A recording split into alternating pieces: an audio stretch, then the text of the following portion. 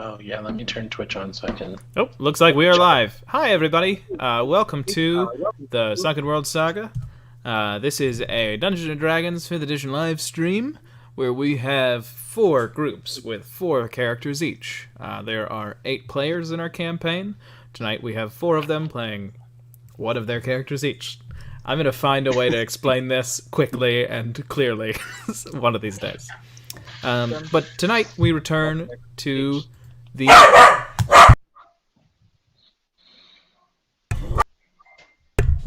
Tonight we return to the adventures of the A-Team. That is a group of characters who will be introducing themselves now. We are going to go in order: Adira, Arden, Ash, and Aster. And if you don't mind just saying your character name, your real name, and your class, I'm going to let my dogs out as you all do that. And maybe start on the recap. I'm Adira, and I play Adira. My name is Emmy, and she is our human cleric. I'm Logan. I play Arden. I'm a half-elf rogue. I'm Ian Donovan Highland. I play Ash, who is a caretaker warlock. I am Connor Tolles, and I play Aster Snowborn, a druid human variant. Yeah. Okay, so sounds like you all just finished up. So, the A-Team, where last we left off, they have come to an abandoned manse to spend the night on their long journey to the north with their 2 companions, Tove and Bruna. Exploring the house, they completely destroyed the library, looking for some type of secret that just seemed to maybe not be there. They found one secret, but it was not quite what they were looking for. Then they seemed to hear something upstairs. Ash's bird companion, Spark, squawking and looking up to the 2nd story. Ash and Arden snuck upstairs and came upon a man who called himself Fennec, who seemed to recognize Spark in some way. When the entire party rose to the 2nd floor, they saw Gardner, the massive, fully grown phoenix companion of Fennec. And we are in the Hallandor Empire. That is this big old nation. And there we go. I'm going to take us to the mansion map now, where you all were just speaking to Fennec after he showed that he has a pair of fiery wings. And we're back in the session now.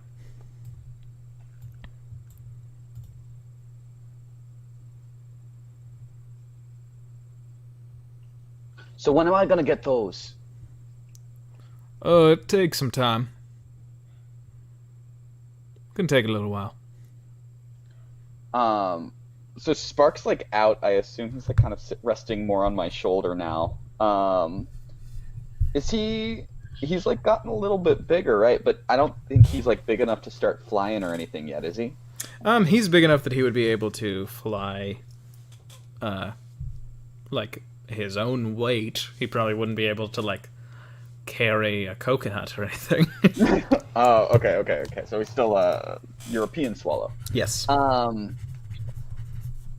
Yeah, I think I'm gonna take Spark over and like kind of let the fully grown phoenix sniff him and see like what's up. Yeah, like Gardner and him have interacted just a little bit. You remember, like you gave the large feather to Gardner and he put it on top of Spark's head and kind of squawk laughed.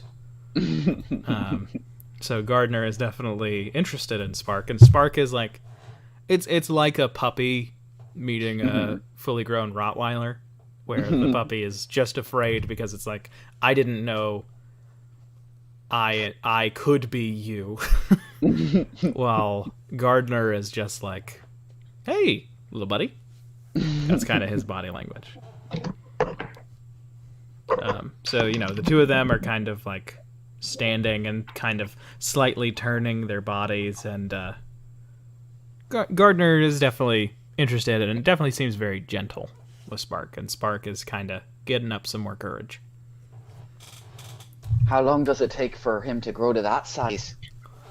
Oh, well, this is about the third life Gardner's had, so it's more about you. Wait, third life? What The does that first mean? time. Oh,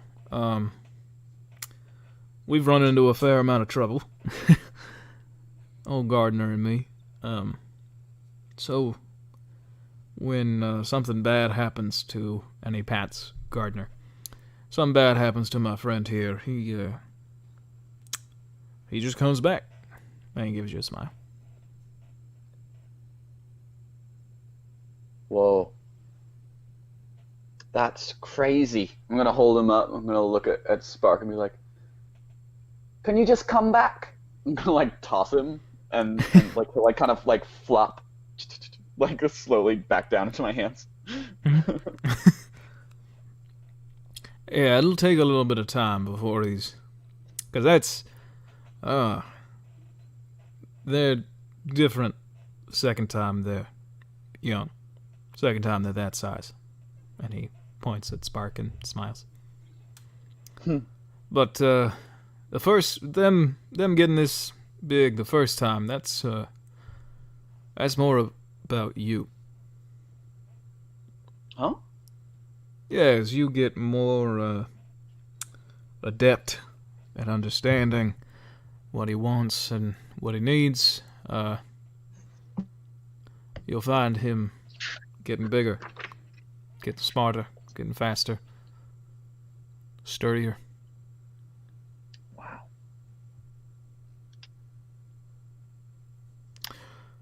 But, are you all hungry? I'm pretty famished, to be honest. What about you guys? Yes. I could eat. Yeah, I'm pretty hungry. Alright, well, I got some rabbit and some greens. I guess I can make that in case any of you don't partake of anything that had a pulse. So, if y'all don't mind going and getting your friends downstairs, I just heard them, and you remember that Bruna just shouted, "What the hell?" from about where the library would be. I'll go get them. Adira then leaves the room to go grab I'll them. go with. Okay. The two of you head downstairs, and he kind of smiles at Ash and Aster and says, "So, everything's a bit scary right now, isn't it?" Ash just nods feverishly. Aster just kind of smiles. Yeah, a bit weird.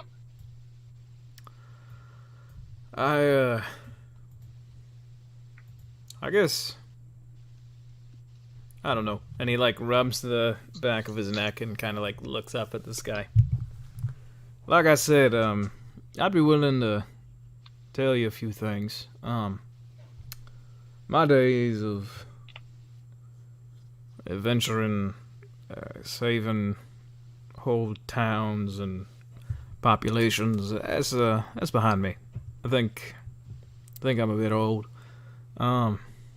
But you, and he points at you, Ash, and him, and he points at Spark. I think, I think the two of you look like you've got potential. What? Really? Ash is like totally hero worshipping like this guy right now. He's got like those big anime eyes, just like staring. Yeah, and Fennec kind of just shrugs and says, "Well, yeah, you got an air about you. I think you can show your stuff pretty well. I feel it. I can feel the fire between you two." Awesome. I think Spark also kind of just like squawks, as if to say awesome.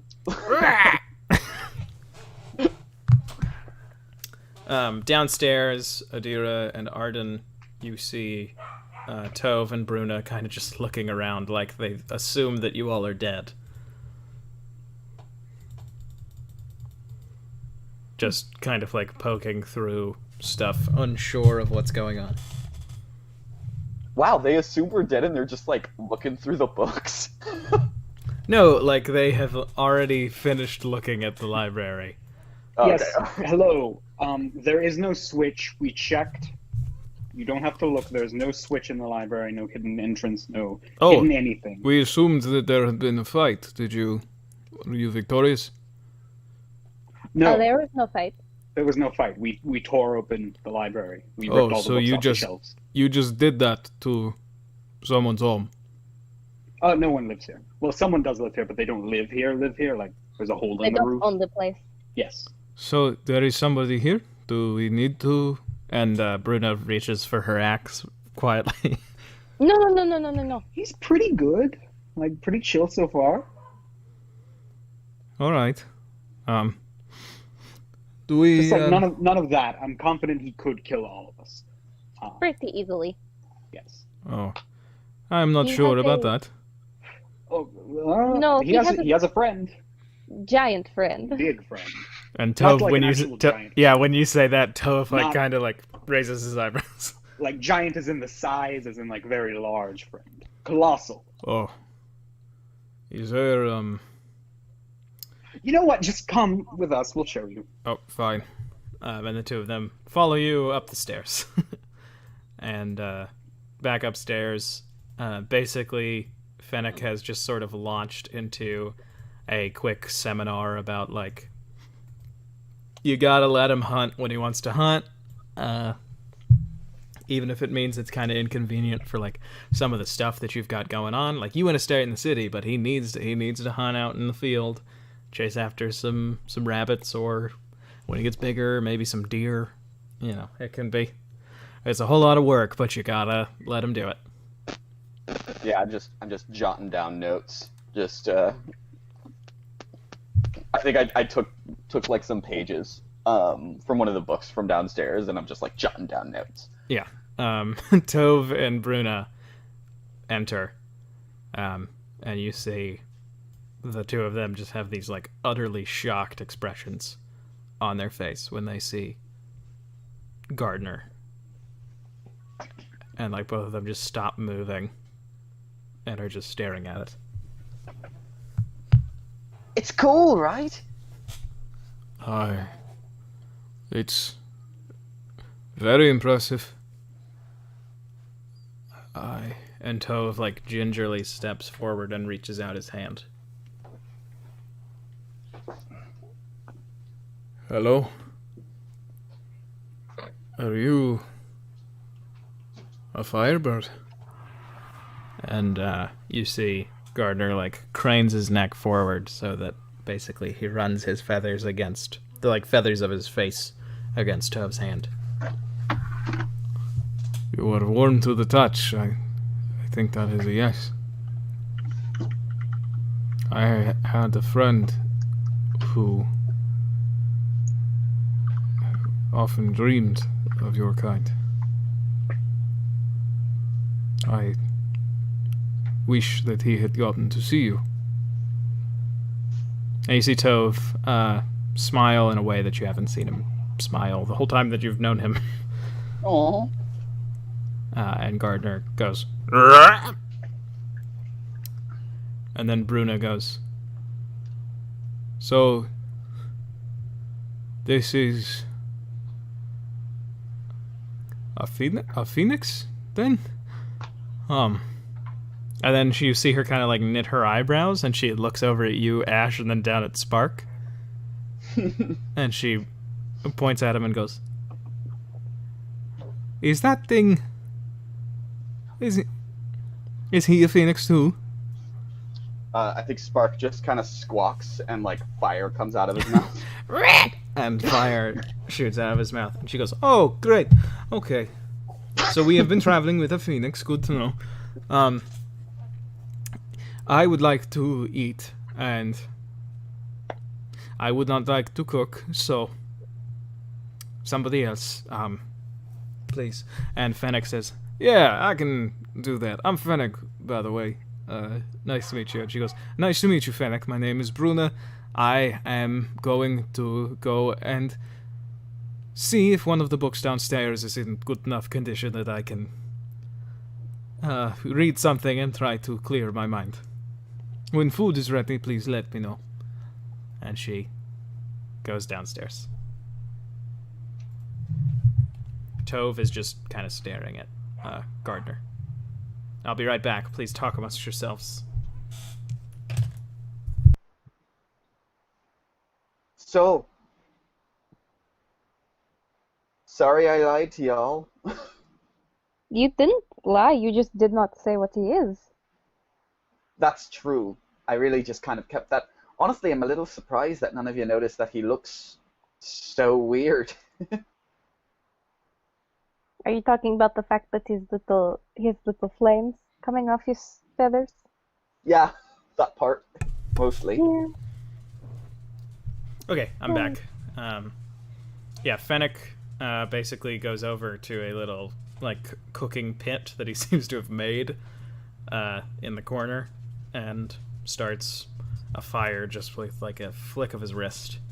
And you see it is, like, a perfectly controlled cooking fire. Hey, Ash, can't you do that? Yeah, I mean, I don't know if I can get it to work quite so well, but I can totally try. I'll cast create bonfire. Okay, where? Like, in a wet patch. Okay, over there. Yeah, so you basically have it come up, it crackles for a second, and then it sort of flames out because of the water. The rain. Fair enough. Yeah, and Fennec looks over and kind of nods and says, "Oh, that was a good one. That would have burned for a while if it wasn't for the rain. Here's a tip for you: rain and fire don't mix." Yeah, I know. I've set a few buildings on fire by not really taking that into account. So I figured since we're staying in here, it's probably best to just not cast willy-nilly, right? Yeah. I think that'd be a good idea. And he gives you a smile. Tove silently leaves the room.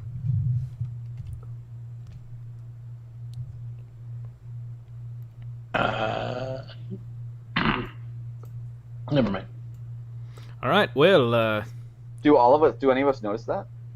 I think you all could if you're paying attention. I don't think Ash is. I think it's just a lot to take in. Okay.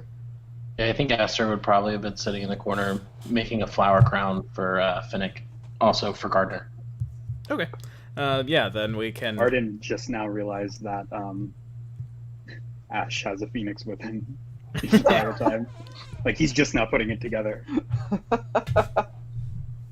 Okay, then you all sort of chillax, and Fennec is just sort of a very casual guy as he's cooking, like he's explaining how he's making stuff. It's actually a dish I think only Adira would have had before. Oh. Nice. Like it's like a he takes out these spices and he basically makes like a hare curry. And the greens that he makes are like it's like fried greens. So that part you all could have had, but yeah, he makes it, and Bruna comes up at the smell, but Tove does not return to eat. I'll go find Tove. You should eat first. I'll fair enough. look for him. And then Aster will go look for Tove. Sure. Bruna says, I saw him go behind the house. Do you think he's using the toilet? He's been gone for a bit. Could be sitting down though. I guess. When Finnick hands Adira the bowl of the curry, she looks very happy and just scarfs it down. Okay, yeah, and he's a very good cook. But Aster, you go wandering behind the mansion, and you see Tove kneeling down, and you see that he has lit a small fire, and he has like shoved into the ground next to the fire the piece of wood that you saw him carving stuff into. Hey, Tove. We're all eating upstairs. Food's ready. Oh. Right. What are you making? It's nothing.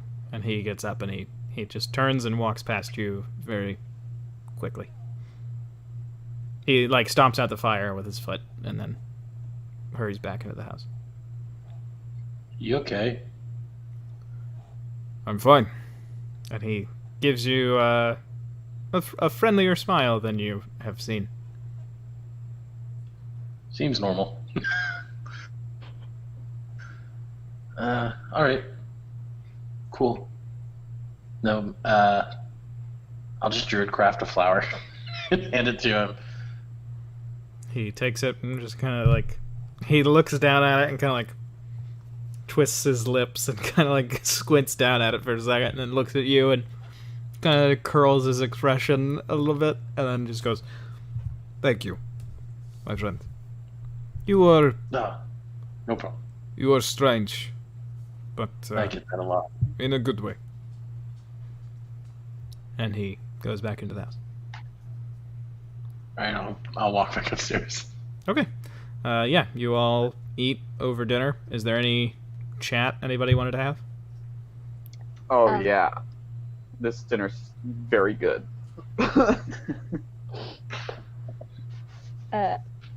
After Adira's done with her second bowl,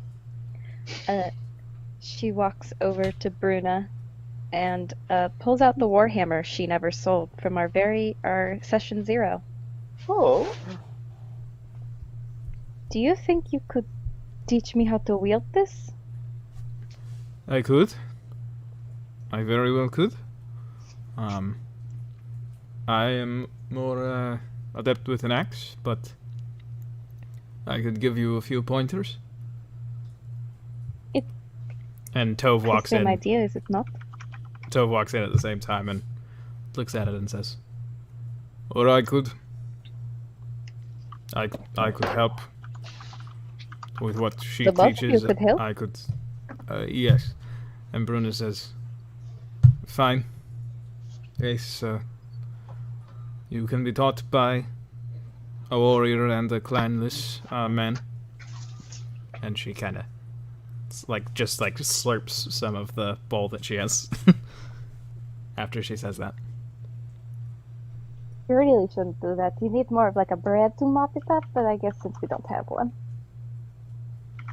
Oh, I'm sorry. I could have seen about baking some bread. I'd have to use the oven downstairs, and I feel a little bit disrespectful going through family's things. Understandable. Thank you, though, for saying you'd help me learn how to use this. Of course. Of course. That was both of them. Mhm. Anybody else been meaning to have a conversation with somebody else? Yeah, I think that Ash is like stuff in his face, and at one point he just looks up at Arden and goes like, "So you're like really rich, right?" I mean, like, not that rich. I'm not, personally. Right, but like nobody's really rich except for like the family. So you're like really rich by association, right? I suppose, yes. What's that like?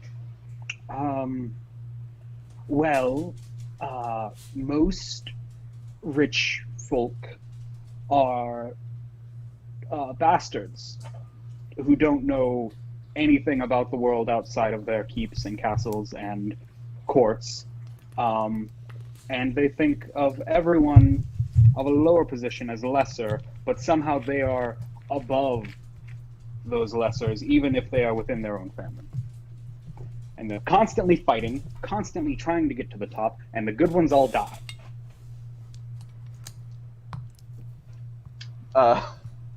Ash just swallows his bite and is like, sounds like you didn't really have the best childhood, huh?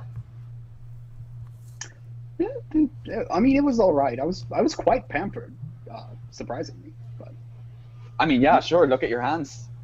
They're all I mean, soft look at and my smooth, like, not a single scar. not a single callus even. I mean, how do you even manage that? You've got a sword and everything. Well, you don't like it's a rapier. You don't grip it like you would a longsword or a club. It's a different kind of dance altogether. Oh. It's fancy. It's quite fancy. Do you miss your family at all? Was there no one that you liked? No. Well, there are people that I do miss, but they were not part of my family. Oh. Okay. That's about it, really. What about you, Ash? Let's talk about you. I was waiting. I was looking to see if you were going to ask me. There we go. No, I mean, I kind of have the opposite. Like my family is great. They're just, we just didn't have much, so we kind of just all looked out for each other. And yeah, I spent a lot of time. We lived in the big city, right? And well, we kind of lived in more of the slummy part of town. But I spent a little bit of time like begging, and then I spent a little bit of time just like, picking pockets and that kind of thing to get by. And we just took care of each other. It was really easy, honestly. Like it's a hard life, but a good one. As long as you got a little music and a little. My brother loves to play the violin, so we always had a fun evening with each other. And as long as we had some bread and some soup, we could make means, Yeah, that sounds lovely, actually. Yeah. We're really lucky, though. The only thing that's really nice is that we got really good dental hygiene in our family. My great-grandfather was a dentist. Huh. Which means that he basically tortures people in this medieval setting. Yeah. Arden is just like solely looking at Ash's teeth now. Yeah, he takes a medieval toothbrush and just keeps them nice and pearly white. Actually, no, he just casts prestidigitation on them now.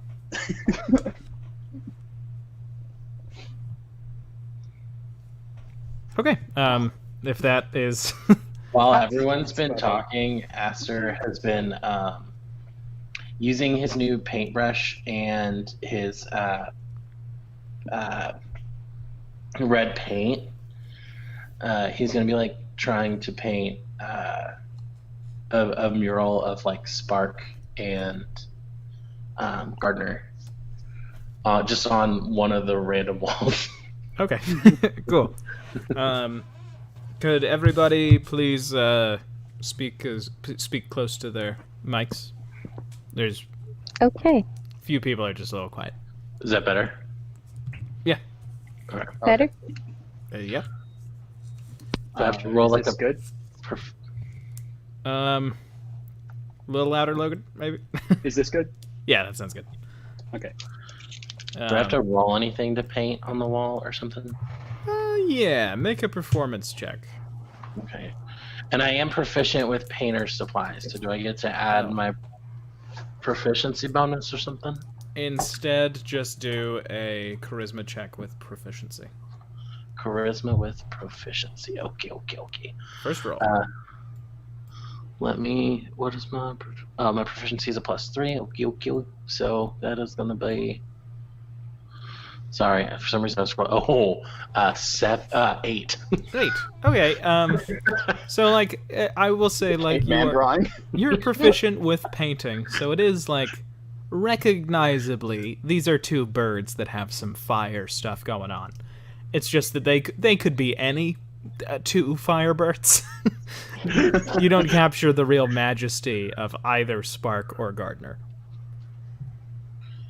I gotta break in these new brushes. And when Fennec looks over and sees that, he gives you like the biggest smile, and you notice that he has a gap between his two front teeth. And he goes, "Oh, that's lovely, buddy. That looks just like you." And he points at it, and Gardner looks at it and goes, "Squawk!" And he says, "Oh, that's so nice." Oh yeah, that's great. That looks like exactly like Spark. Like good job there, Aster. I'm a little bit worried myself that if anybody happened to be out looking for us, that we'd be in trouble because they'd know we were here.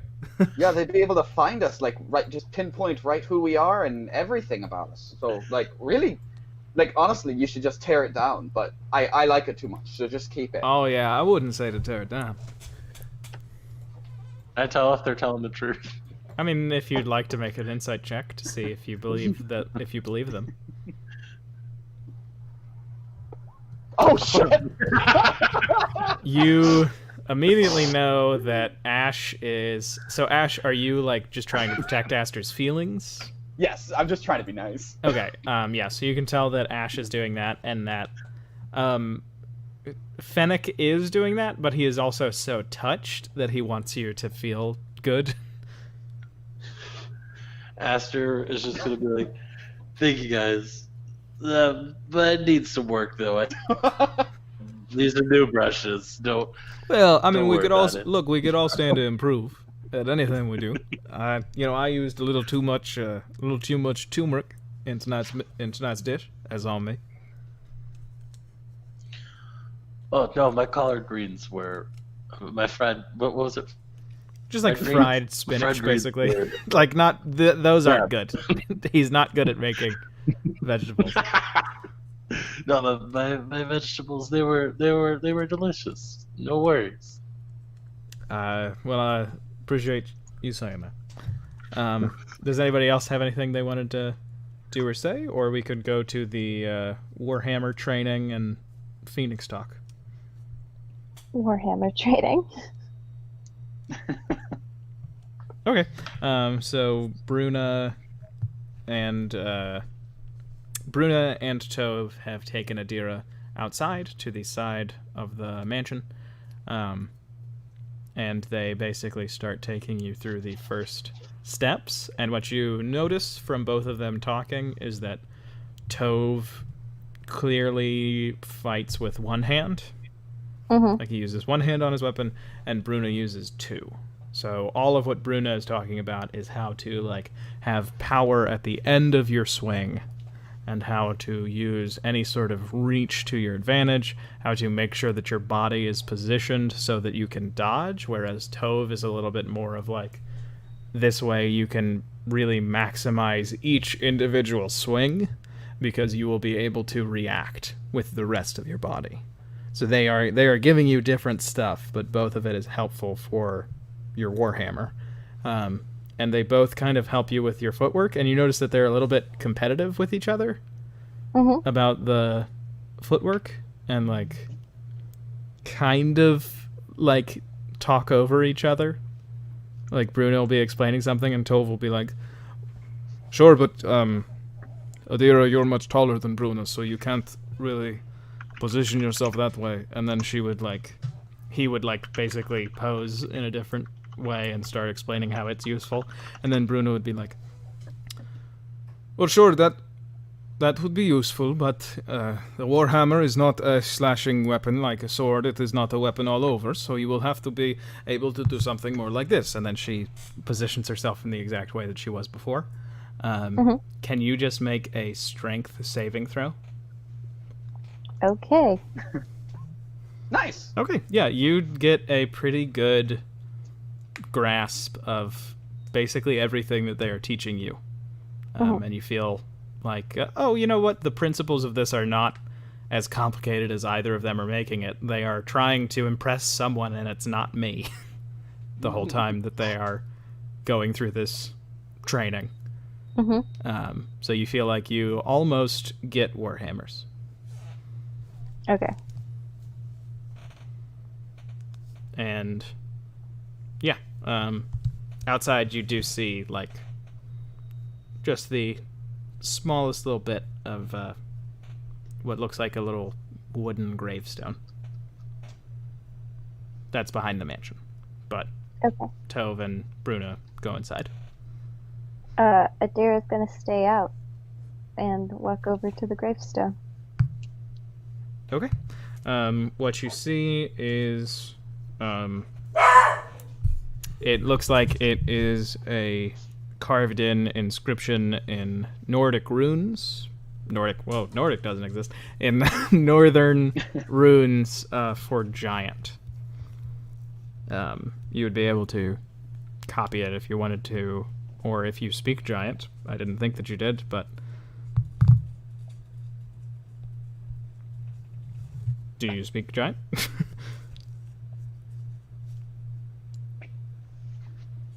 Emmy? Did we... Sorry, I was muted. Isn't giant script dwarven script? I believe that it is, yes. Well, I can speak and read dwarven. Okay. And also- Yeah, that's fair. Then you can, I think, make a intelligence check. Yeah, that works. Oh, okay. You Nice. piece together that it says Atushal Bronhirt Ornmodig Asgel Bror. And what that means is Atushal Fireheart of a brave soul brother.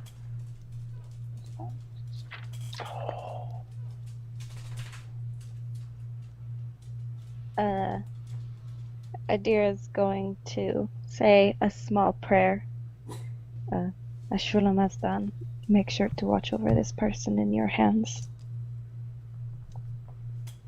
Before she gets up and goes back inside to rejoin the others. So then, Ash, you have been offered basically a quick lesson with Fennec. He offered to speak to you about some stuff. Yes, please. Yes, please. Yes, please. All right. So, first thing I'm going to need you to do is sit with your legs crossed. And he jumps down and sits like perfectly crisscross applesauce. Okay, so what I can tell from looking at you and Spark is that both of you are very excited. Really? You can tell? I have an inkling.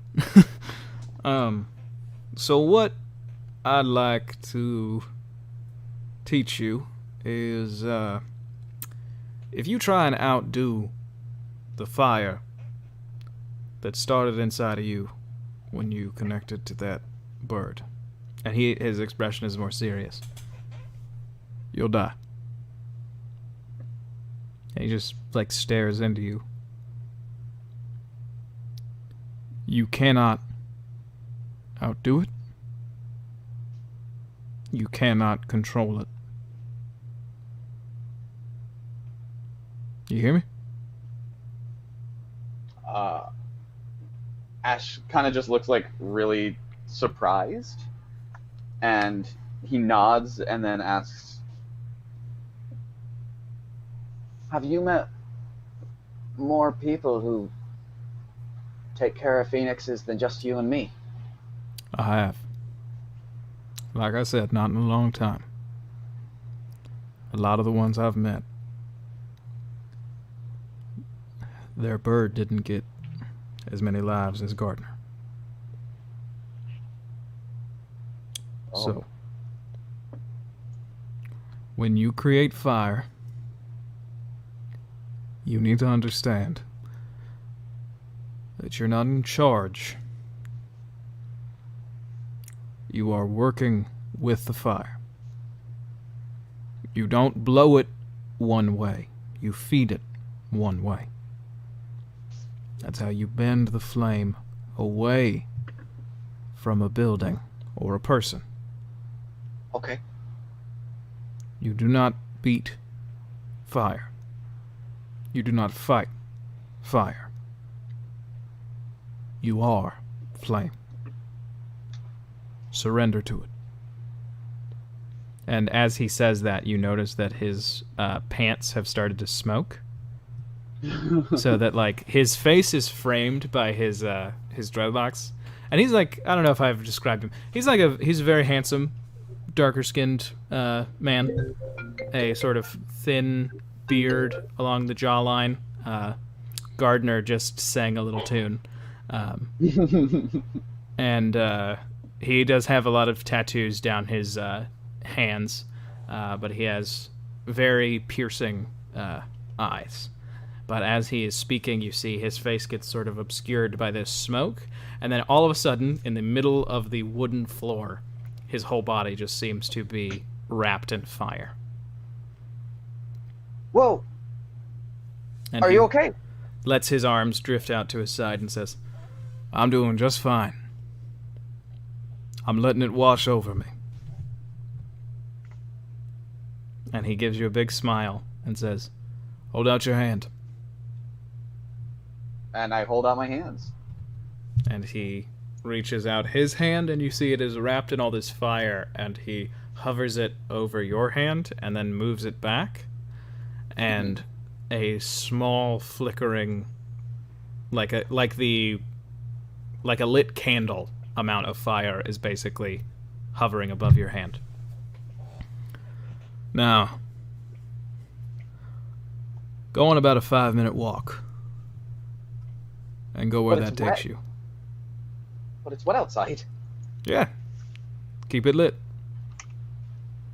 Go where it wants you to go. Oh. Okay. And I like tap onto my shoulder, and Spark kind of like half jump, half like flutters up and lands on my shoulder, and I'm like, so I just go? I just walk for 5 minutes, that's it? That's all you want? That's all I want. Okay, so yeah, alright. I head on out and I start walking. Okay. So I need you to make a charisma saving throw. Charisma saving throw. Okay. Mm-hmm.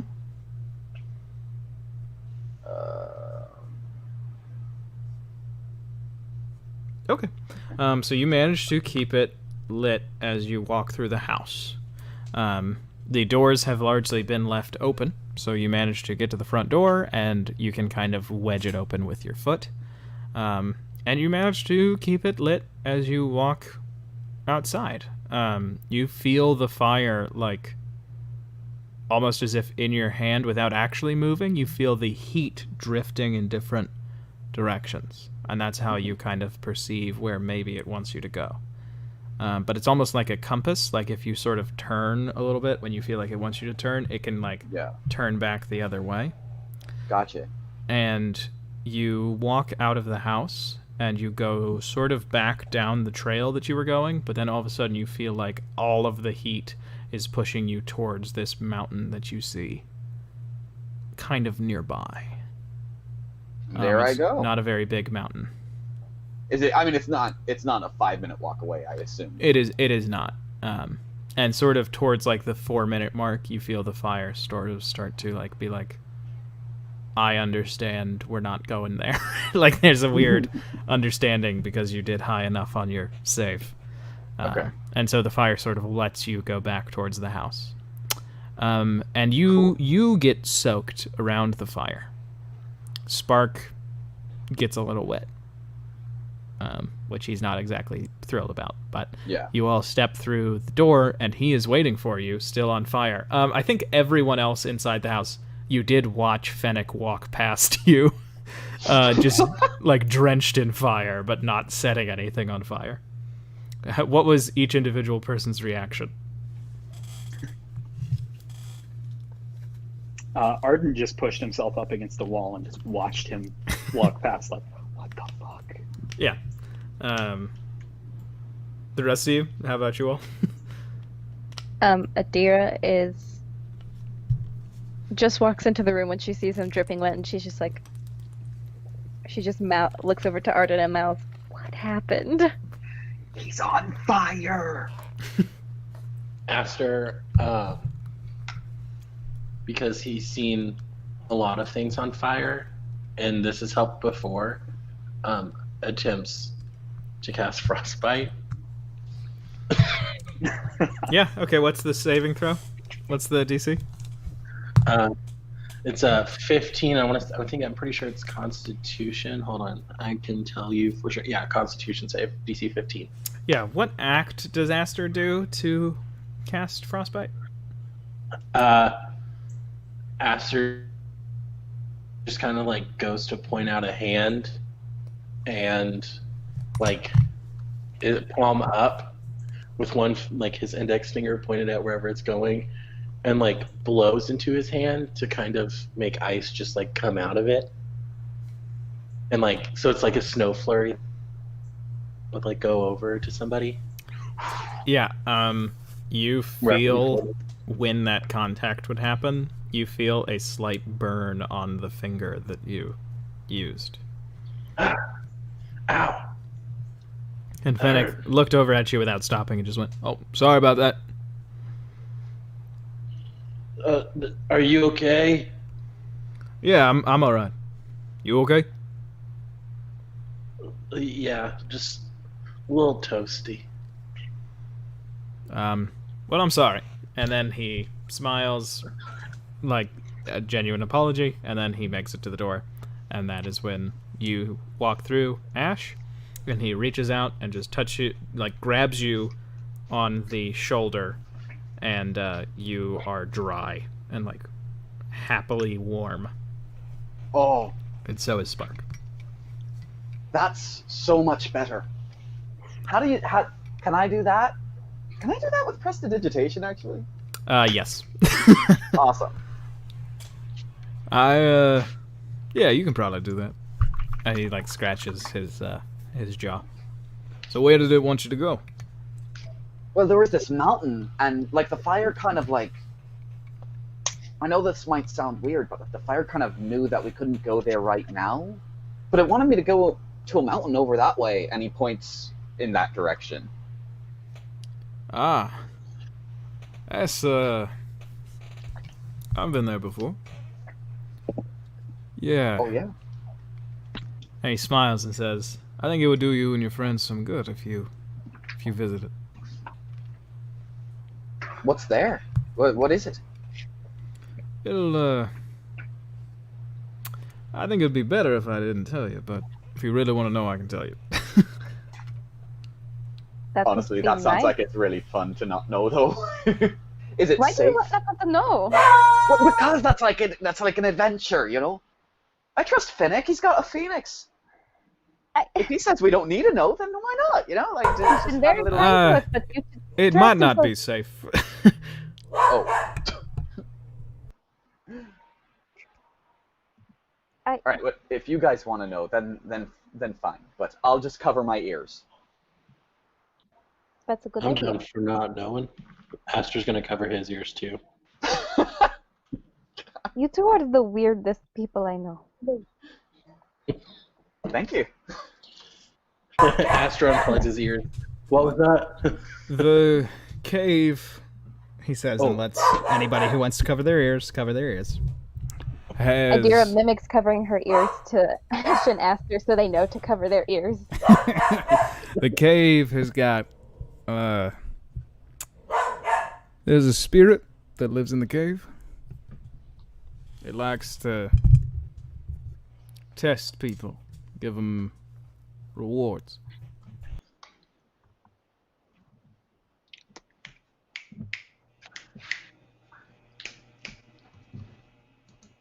Is it done yet? Is he finished we done. talking? Yeah, he's done. Okay, cool. Aster's just waiting for Adira to tell him he can uncover his ears. Adira then does the like uncover ears idea. Oh, okay. It sounds fun. Fun? It sounds fun? Yes. It didn't sound fun to me. Adira mimics covering her ears again. Aster covers his ears. Ash covers his ears. I think it would be a good idea. It has something to do with spirits. It might be something Rosie! I found. How dare you? I know that dog, and I love her with all my heart. I think it might be helpful to know more about it. There was a grave outside. It said, "Fire, heart of brave soul, brother." I think. And Adira looks at Finnick. Does that mean anything to you? And she looks to Bruna and Tove. To you guys, a spirit could help us with the whole end of the world. Tove is like looking at the ground, very embarrassed, and says, "That is a grave to honor Atusha." Oh, I'm so sorry. I didn't. Is that what you were doing earlier? Yes. Adira walks over to Tove and gently holds one of his hands if he'll let her, and she says, "I have let Ashura Mazdan, my god, know that he has come to join him and to protect him and give him a peaceful rest. You did what was right." Thank you for that. And he gets up and kind of squeezes your hand and then walks out of the room. Bruno watches him go the whole time. Can we uncover our ears yet? Oh, yes. Adira then forgets she has to mimic and quickly does it after saying yes. Alright, Ash uncovers his ears. Where'd Tove go? I think his eyes were closed too. He made a grave for his friend. Kick it down. Oh. It was very kind of him.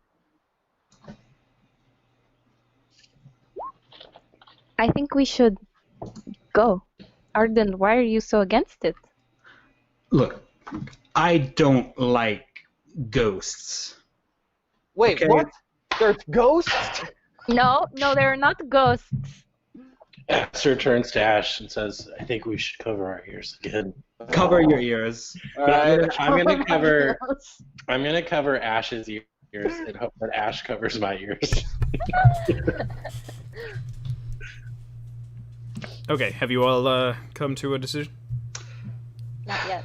I will go, but if there is an angry ghost and or spirit, just know that I'm probably not going to be that effective. I'll give Just so you know. gold for going. I'll go. Okay. Okay, sort it out. Let's go. Alright, well, I can show you there in the morning. That sounds good.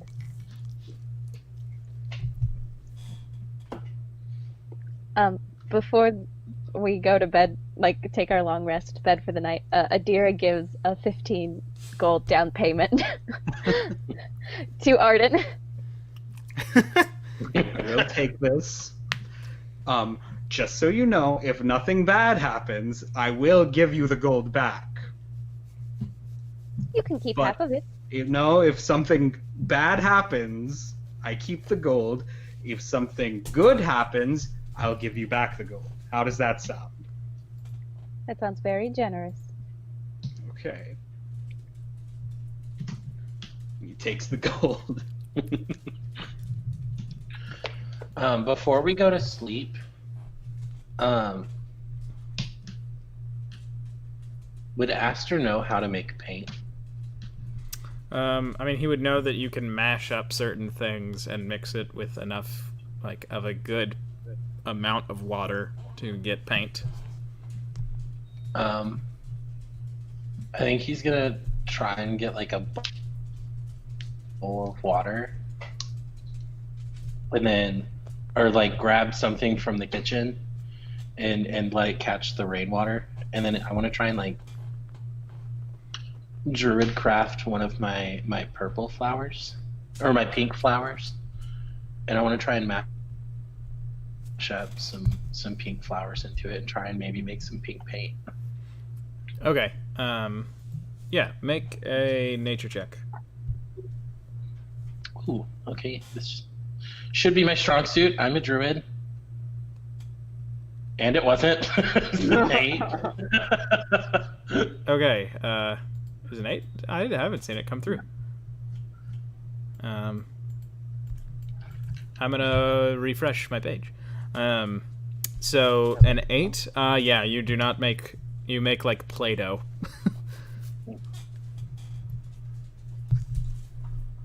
I'm gonna try and just sculpt something out of it then. I'm gonna make a flower out of my Play-Doh. Okay, so you all get a long rest Mhm. over the evening, waking up, feeling refreshed, feeling good, with all of your stuff back. Tove and Bruna are not in the house when you return. Do you mean when we wake up? When you wake up, yeah, sorry, Roll20 might be fucking with me, so I'm just trying to figure out what we gotta do. Sorry, I didn't mean to misspeak. When you wake up, they're not there.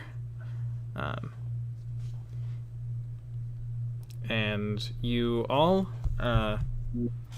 feel well rested, and Fennec has made you a breakfast.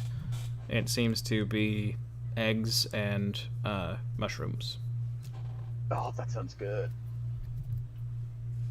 Yeah, Adira always takes 2 helpings.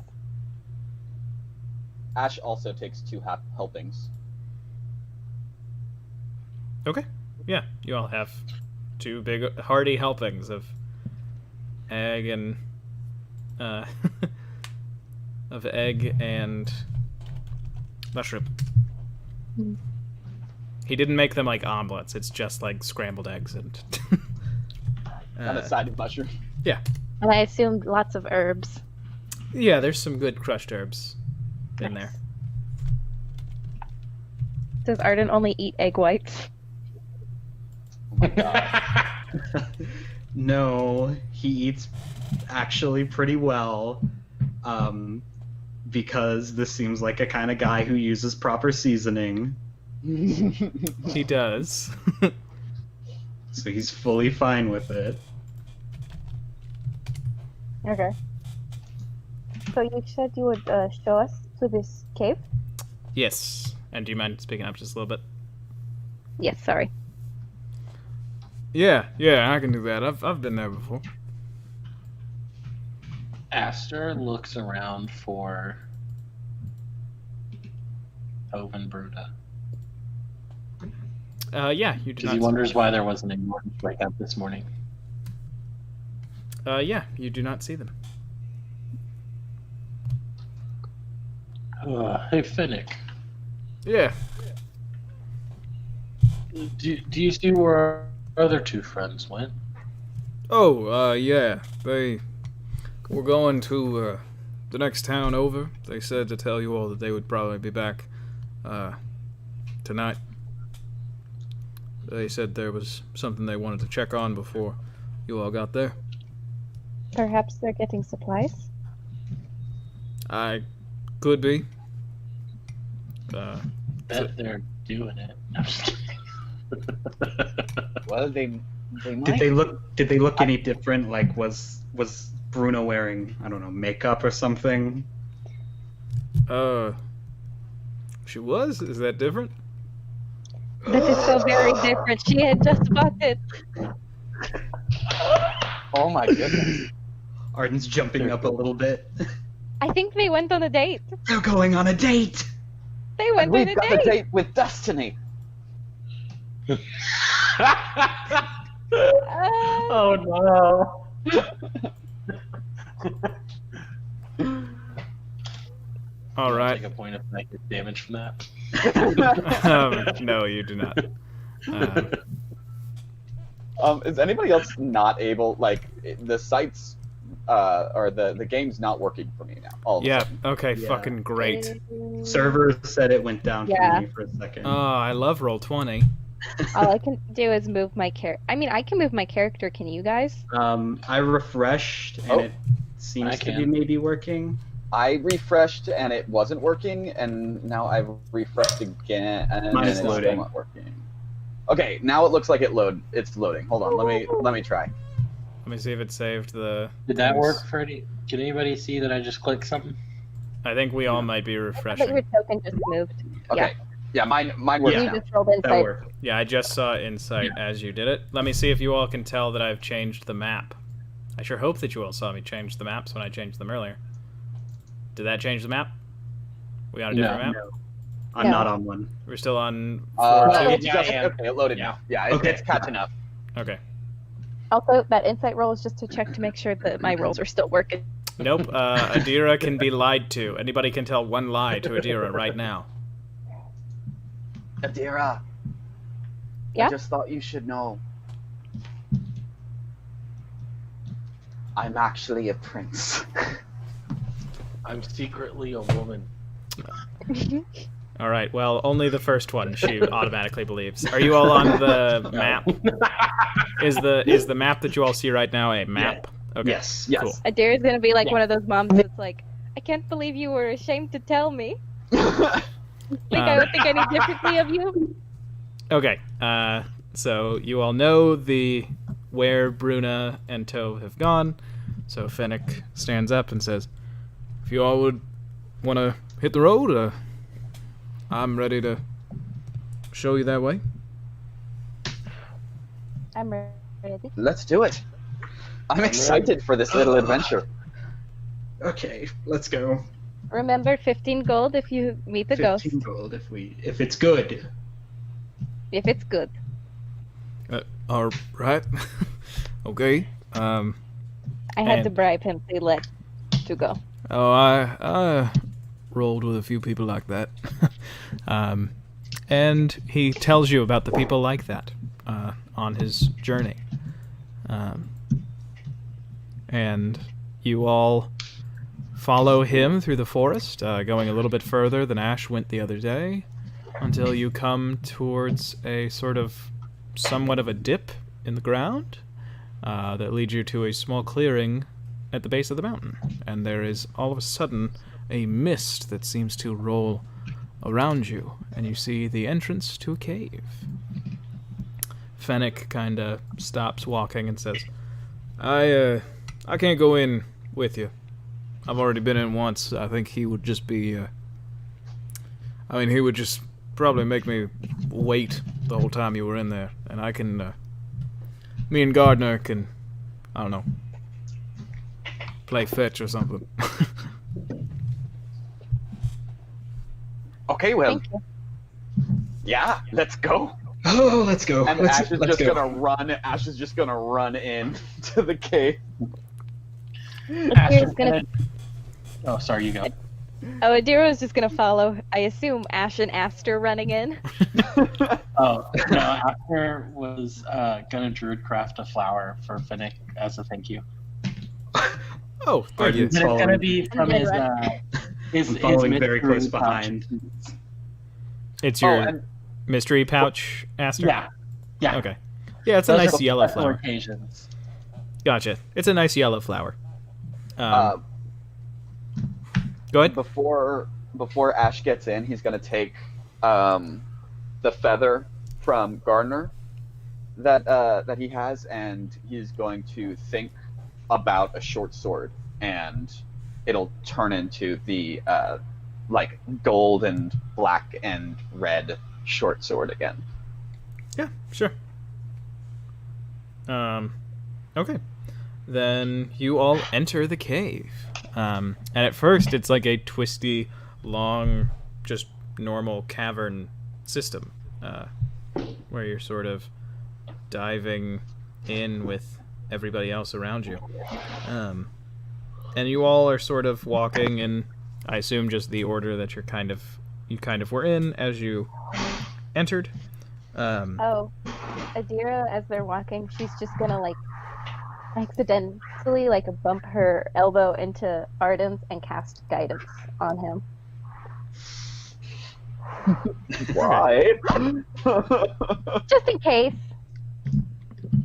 Because he wasn't a fan of wanting to go into the cave. Whoa! Whoa! There it is! I called it! No, it was just me. I was just giving you a boost.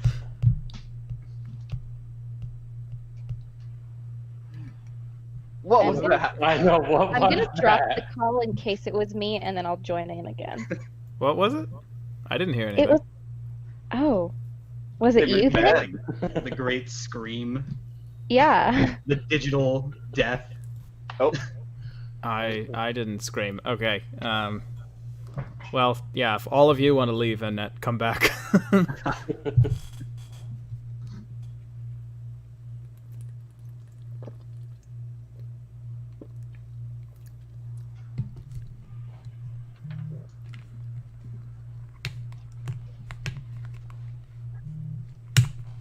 In the interim, Adira explained to Arden that it was her, and she was just giving him a little guidance from her god. And it made like a giant digital scream. Yes. A computer virus from a 1990s animated film. Yeah, it was like one of those like white noise screech screams to explain it. it was like dial-up. Oh no. Yeah. Uh-oh. But anyway, Arden, you once so for about a minute you can roll a d4 and add it to a ability check of your choice. Okay. I Do I mean, it's just for like, only a minute. yeah, really. do I just bank a d4 or Yeah. until that? I don't think it's gonna happen in a minute, but like, hey, Ben, would you mind Nice. if he just banks a d4 for this? I mean, I would prefer it be rolled every time, but yeah, I will say there's probably not going to be a roll for another minute. So that's what I was thinking. But I didn't. Connor, are agree you that with it was us? a minute, but that's fine. Come back. Yeah. Okay, Let's roll to see if Cantrip. Arden is scared. sure. It- What would I roll for that?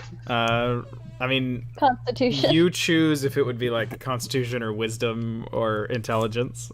Let's go with wisdom because he doesn't have a lot of that. Oh, Yeah. hey. He's doing 21. just fine with that 21. Arden It's a doesn't cantrip, believe I in can cast it ghosts. again. I've never seen one, but I've heard of them. Okay. You heard I'm like not good at this. Rolls a 21. The cavern opens up, and the path becomes this sort of very wide, broad stretch, and you go a little bit deeper, and all of a sudden the ceiling stays at the same place while you all descend and descend down, not like a steep incline, so you walk for a fair amount of time until you find yourself in this massive cavern with the ceilings are at least 150 feet high. Whoa. And there are like pillars of stalactites, meaning stalagmites, all around you. And you make your way forward. I'm assuming that somebody has a lantern or a torch out for Adira and Aster. I assume Adira is holding, or unless Ash wants to catch just like the little flame. I'm sorry. I'm looking up my features. I have the Devil Sight, so I can see normally in both magical and non-magical darkness up to 120 feet. What's the weather? In the cave? Well, like outside. Like, what's the like? Is it a clear sky day? It's clear skies, yeah. Then I'm gonna just be constantly casting Druidcraft, and there's gonna be a tiny little golden orb in my hand of the sun. Is that the weather checking druidcraft? Yeah. Mm-hmm. It is? Yeah.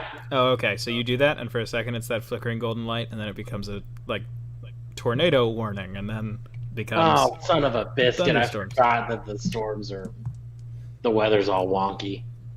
Oh, well, that didn't work out quite as planned. Sorry. I mean, I can prestidigitation a torch on fire. I have an explorer's pack, so I have a torch. Yeah. I think Yeah. Adira just likes Arden is the just torch. going to pull out a torch. Yeah. Okay, so you have torches and you are making your way forward. But then, just like above ground, a mist seems to roll all around you.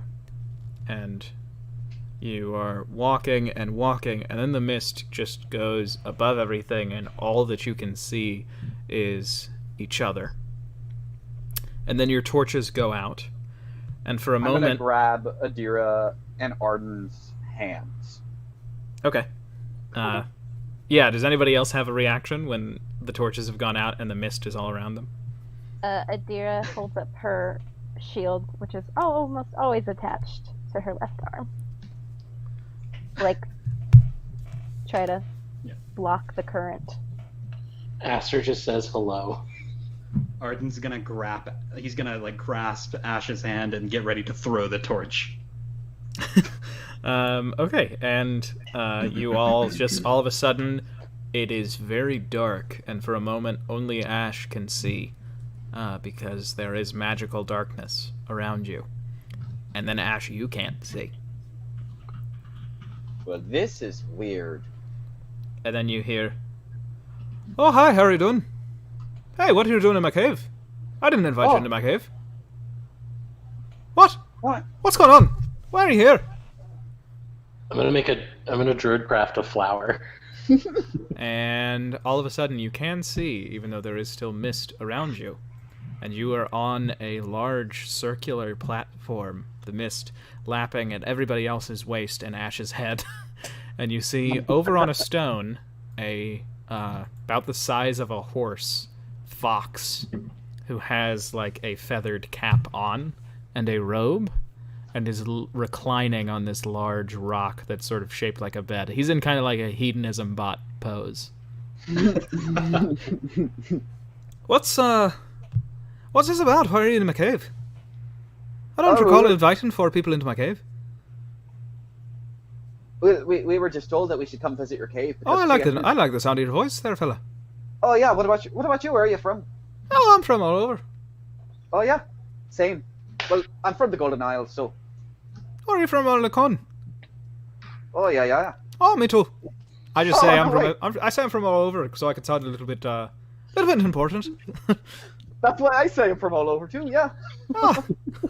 Well, hey, I'm sorry. How are you? Let me introduce myself. My name's Wiley. Wiley Coyote. Is it Wyoming Coyote? No. No. Wiley is in the adjective. Oh, okay. What are your names? Well, I'm Ash. This is Spark. I'm Spark Adira. Aster, and I hold up one of the flower that I druid crafted from my special flower, because in the panic he was like, I don't know who this is. Here we go. Oh, what's that? Oh, I'm Arden, and he lowers down the torch. He's not gonna throw it anymore. Well, so it's nice to meet you. I assume you're here because you thought I'd give you something. Oh no, Yes. honestly, we were just here. Wait, we are? Yeah, what? Yeah. The two of them, they had their... When I asked about the cave, we asked Fennec. He said he had come here before. Oh, Fennec, yeah, he's a good fella. He told us about this cave, and, well, when I asked more information, these two wanted to know nothing, so they had their hands over their ears. Cover their ears, the old cover the ear trick. Yes. Can I tell you a secret there, boys? Yeah. You cup your ears, you can still hear, but you look like you're not hearing. That's good for spying, and he gives you a wink. Oh, I'm gonna take that. I'm gonna jot a note. Oh, there you go. I've already given you something, so now you all can leave. Wait, what? I gave you a tip. Yeah. That seems like little in comparison to what he was talking about. Ah, fine. Well, I guess I could make you better at stuff or worse at stuff. That would be helpful. Yeah. I got, my favorite little enchantment that I can put over mortal people is I take away a little bit of your smarts and make you a little more likable. He looks at Ash and says, "I won't be giving that one to you." No, I don't think I need that. Thanks. Well, I don't think you can take it. I don't think you could take losing any smarts there, fella. I'm not that stupid, you know. That's Oh, you're not Like- that stupid because I haven't taken any of your smarts. you know, this is just. I come from an impoverished background. You know, I didn't get an education. That's all. That's all it. You know. Jeez, man. Oh, we well, got you a know. pinch tip going on here. Hey, you know, me too. Oh, well, there we go. It's more similarities. He gives a little fox shrug. Am I just you in the past or something? Like, Oh, that would be really interesting, wouldn't it? But no, no. You have a small phoenix, and then you may become a fox? I would Ashton believe raises it. his hands like, oh. Well, hey, listen. So I could make each of you better at something. And what is the cost? Well, I get a bit lonely down here. So I like company. I like games. Astro's like, I like games. Oh, you like games too? What's your favorite game? That's a hard question. That's a hard question too. I think one of my favorite games to play was. I would go run and hide, and people were supposed to find me, but a lot of the times they never came. Oh my gosh, me too. Well, Adira looks over at them a little horrified again, and just thinks, what were their childhoods like? well, now I'm a bit sad to tell you the truth, but I've got a game that's pretty fun. It's a game that you all can play by yourselves and then together. I think that's a bit fun, wasn't it? Okay, so I know that he's from like my country. Yes. How much about like my country's hierarchy that you told me about does Ash know? You know that you have a king. Okay. You don't know the other thing that I told you. Okay, cool. Have I ever met something like him before or heard stories? I would assume more of like a story thing about something like him before. Yes. You have Okay. heard specifically the story of Wily the Fox. I will have you make a history check to see if you with advantage because you're from there to see what you remember about him. Can I doesn't. make an argument for a performance check? Because I'm assuming it would be more on the folk story side of things. Performance check would be your performance. Okay, fine. All right. Advantage history? Yep. Well, You do know that you remember specifically that in one of the stories he talks about being trapped, but he can go wherever he wants. damn it. It almost would have been better if I had just rolled the nat one. Because I could have re-rolled it. Yeah. But, it's a game that you all can play as yourselves and then together. Isn't that a fun game? Game where you start half alone and then you come together. Can I don't think Adira completely trusts this fox. Could I roll insight to see how much I believe?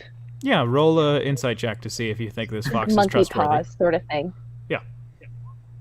Hey, this fox is happily lying to you. But also, he is happily lying to you and also telling you the truth at the same time. It's very difficult to understand what his motivation is. Adira's gonna turn to her party and then. So, my general read of him, he's lying to us and easily doing so, but there's some truth in his words. It's a little confusing. I can't tell the difference between the lies yeah. and the truth. I mean, I'm not gonna shortchange you. You'll be getting what I promise you. It's just, I've got a There's game. danger. There's the game danger. are dangerous. Well, sure, there's danger. But all the best games got danger. What's the He's cost right. for what you give us? Well, the cost, I think one of you is gonna get what I talked about, where I make you a little less smart, but a little more likable. And the rest of you, I think I'll just give you the good thing if you pass the test. I mean, I could just send you back up topside if you don't want anything. I say we. You got my word. I'm a spirit. I'm not gonna lie to you when a game's involved. At least there's no ghost. There are no ghosts. I say we play the game. Oh, well, there are a bunch of ghosts, but I'm keeping them away. I'm keeping them away because I know that one of you doesn't want the ghosts.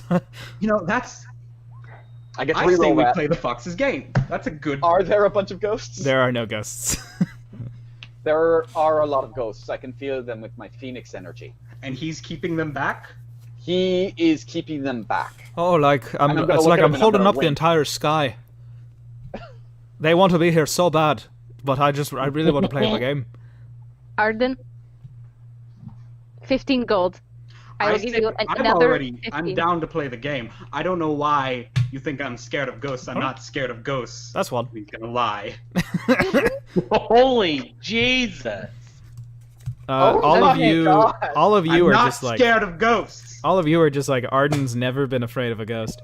And then when you lie, and I'm gonna say that Ash, when you lied about there being ghosts there, both of you hear the same thing in your just in your mind telepathically, and you just hear, "Don't get a kidder."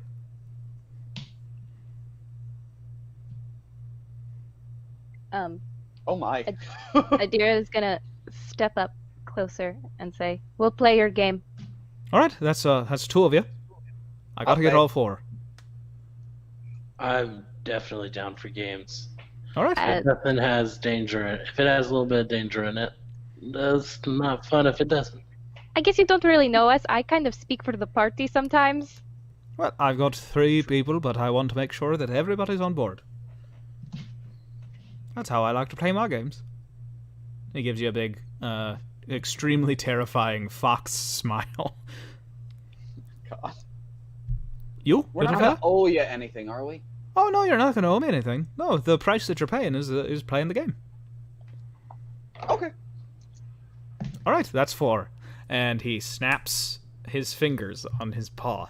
They seemingly morph from a paw into a finger, and each of you blink, and you're not there anymore. Adira, you can't see anything, but you can tell that it's not a magical darkness. You are in a... You feel like there's dirt on your sides, and it's a little bit hard to breathe.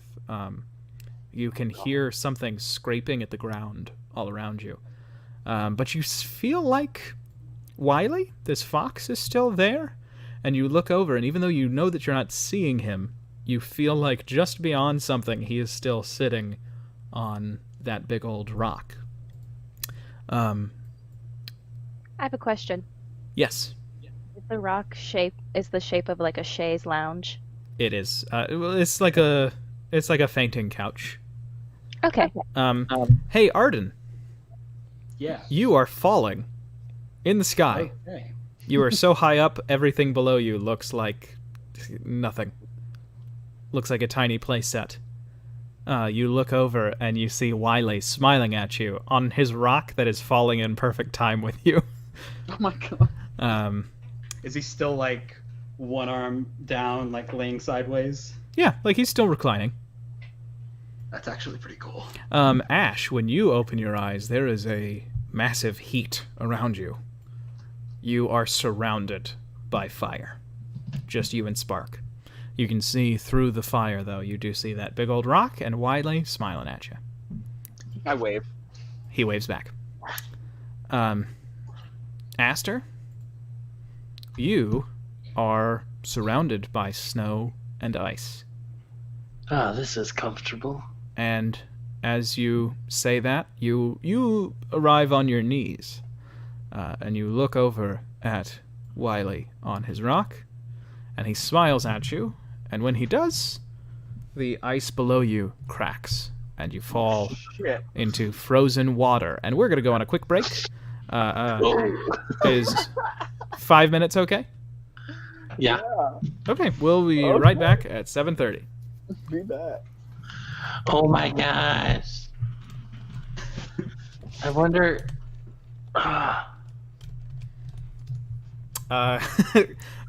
His voice is the same as my one-player character that I play.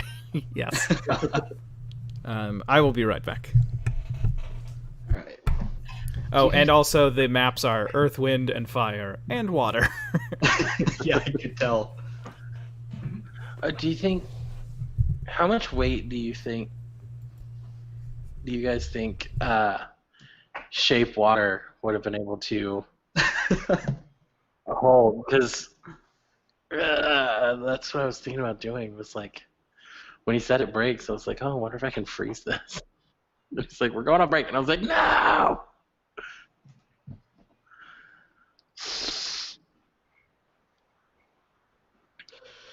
I don't know. I'm gonna get another drink. I think I'm gonna need it.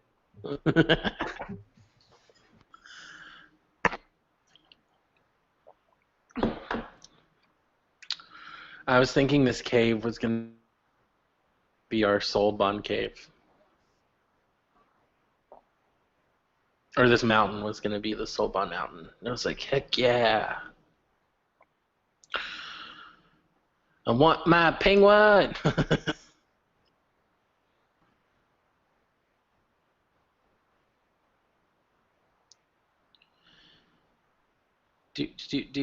do anybody in chat?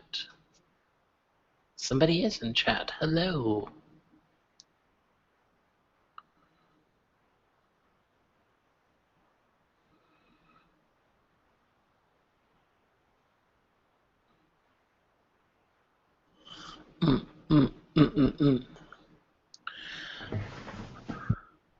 This has been a fun session so far. Oh, Wonder if any of us could die from doing this. God, that would be great. Your character just dies. Yeah, I was like, Arden's not actually playing a game. He just fucking falls. You walk outside the cave. There's just like a bloody imprint on the ground. The game is you're about to get some aid, but it's from ghosts. Are you willing to accept it? You never know. They're Arden? incorporeal. Arden hating ghosts is very funny because none of us actually know that he's scared of ghosts. We all just think he does not like them. He's been lying about that for his entire life.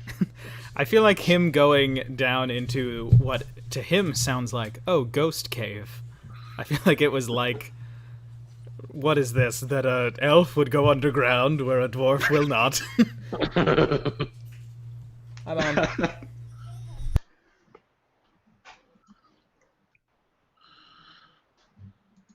oh man, oh man. I'm so glad that you all agreed to play his little game. And- Yeah.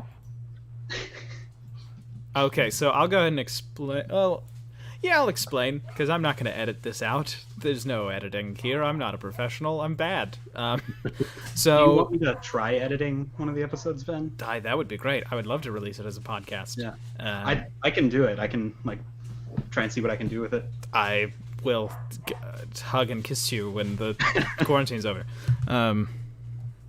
So, what we're going to be doing for the game, basically, is in this stage, you all will get to essentially have a turn, and we will go in Earth, Wind, and Fire, and also Water.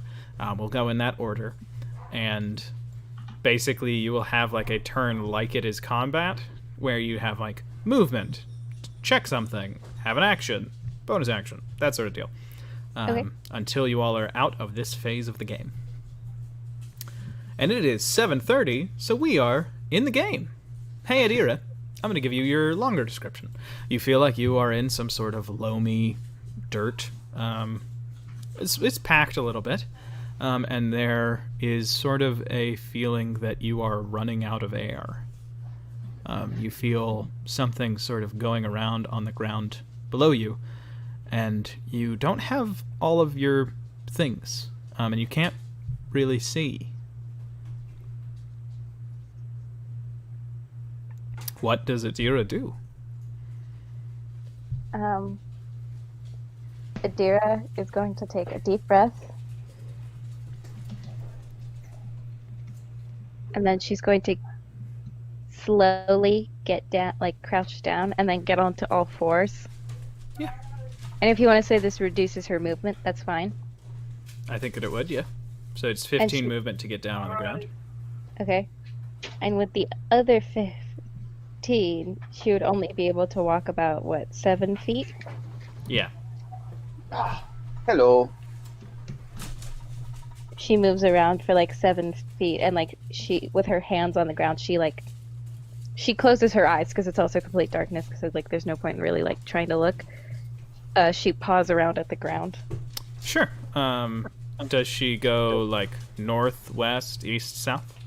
Actually, no, I don't think she's going to do anything like that. She's just simply going to like pat the ground. She's just getting down onto her knees and patting the ground. Okay. And seeing like what was crawling over her feet. Yeah. So what you feel? At first, you feel like you've almost like pricked your finger because there's something sharp on the ground. But you then realize that what you touched kind of scurried away from you, like it doesn't want any issue. And you kind of paw at it, and it seems less afraid of you the second time. And what you realize is you're touching what feels like a drill, one of the screw drills that are used in the mines of Uncol. But then its body is sort of like an almost flat, like weasel-like thing. But it has these little digger claws and a tail like a beaver. It's made for digging. Okay. And it doesn't seem to want to mess with you. And is that your... I mean, that would be an action to really get a grasp of it. So that would be movement and action. Movement and action. Yeah, I don't think she's going to do anything for a bonus action. Okay. Then the game goes to Arden. Arden, you are falling like you are skydiving without a parachute. You look over and you see the lounging fox on his rock. And now you finally notice that there is something else falling. There seems to be a small, almost like a mask type thing falling a few feet from you. Okay. I mean, I'm gonna go for that. Is my movement hindered at all from falling? Yeah, you can only move about 5 feet every 6 seconds. Okay. You basically like swim. So you can tell that this is a little bit magical. Okay. Would taking dash do anything? Oh, oof, I didn't consider that. Sure. Cunning action. Yeah. It goes. Okay. You go 10 feet. And then real quick, describe like looking down. Yeah. Are things getting closer? They are getting closer, but at a very slow rate. Okay. Like you are very, very high up.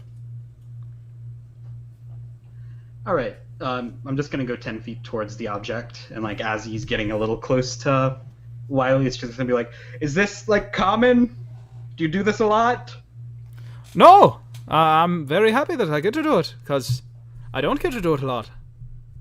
You're doing really good. Most people they start screaming and they take about half of the game doing that. Oh, okay. I'm going to scream eventually when I run out of time. And he gives him a thumbs up, and he looks towards the thing, and he's getting ready to go again. Yeah, I mean, if you want to scream, I like to scream. Ah! He screams, and then we go to... I start screaming with him. We go to Ash. Ash, you are surrounded by fire. The fire is much, much taller than you. Fire goes about 10 feet up into the air. And you and Spark are just in the middle of these flames. And then... Spark disappears. And you Spark? feel that flame that you always feel around you almost sputter out. The one inside of you, not the actual flames that are all around you. What did you do to Spark, Wiley? Oh, he's with me. He's been a bud. We're having a real nice time. Don't you worry. I'm giving him little snacks. I hope you don't mind. Try not to spoil them. Okay, but nothing too high in carbohydrates, okay? Oh, of course not. Alright. I look around, what do I see besides fire? Just fire? Just fire. It's thick enough that the only thing that you can see is Wiley on his rock, and you can tell that that is sort of magically put there. Do I have any of my powers at all? Let's see. Try to use one. I'm gonna cast I'll cast Bonfire. Just like here on the edge of the flame. Sure. To see if I can use it. Do it. Yeah, you do it. There's a fire there. It just joins Okay. the rest of the flame. That's your action? Yeah, that's an action. I guess I'll just be like, "Hey Wiley, what's the point of the game? Am I supposed to get to you?" I mean, that's for you to figure out, isn't it? What fun's a game if I tell you all the rules? Okay, fair enough. I'll move a little bit closer to the fire. Sure. It's hot. Does it feel like hotter than it normally would? It feels hotter than it has the whole time that you've had Spark. All right, I'm gonna take a step back. All right. And he gives you a big old smile. Aster, you are falling in the water. Like a little bit quicker than you normally would in cold water. You've heard of people falling into, frozen lakes.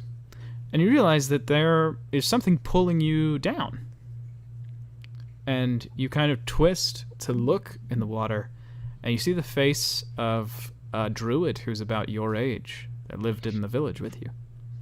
Oh. But you can see that he's dead. And when you lift, he was alive. And then you see further down in the water, you see the faces of every other druid from the village. And they're all slowly swimming toward you. And as you go deeper, you start to see the faces of other people that you've met. After about...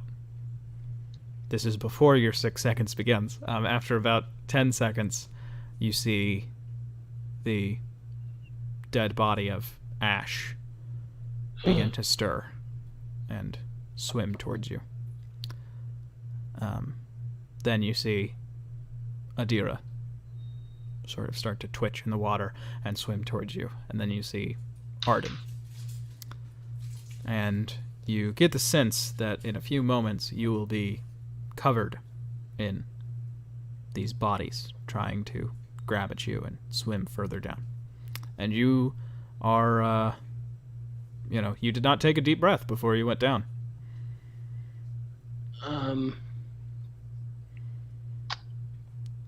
Oh, shoot. Oh, and I didn't mention, when you fell through the ground, Fainting Couch, Rock, and Wiley fell through too, and they are sinking at the same rate as you. Aster is going to look at him and say, "What did you do to my friends?" Oh, it's all right.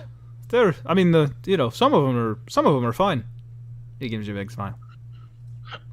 These aren't, and he points at specifically your party. He's like, I didn't. That would be a really weird game. The game is I kill 3 of you and then make the other one look at your dead bodies. No, this is a representation. A representation of what? Oh, you gotta do something. You gotta be willing. I'm going to, what does it do at a higher level? I'm going to cast, is it a range? It is a range. At a spot where it seems like they would converge, I'm going to cast Healing Spirit at a, at 3rd level. Okay. I don't know if that's going to do anything, but that's what Aster would think to do, because people are dying. Okay. You don't have One to roll singular because they don't gain any hit points back.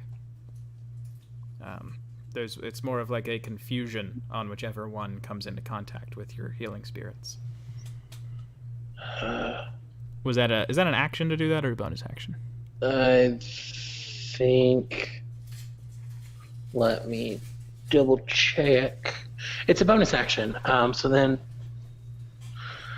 for my action, because I just talked a lot and I didn't take a breath and I am underwater,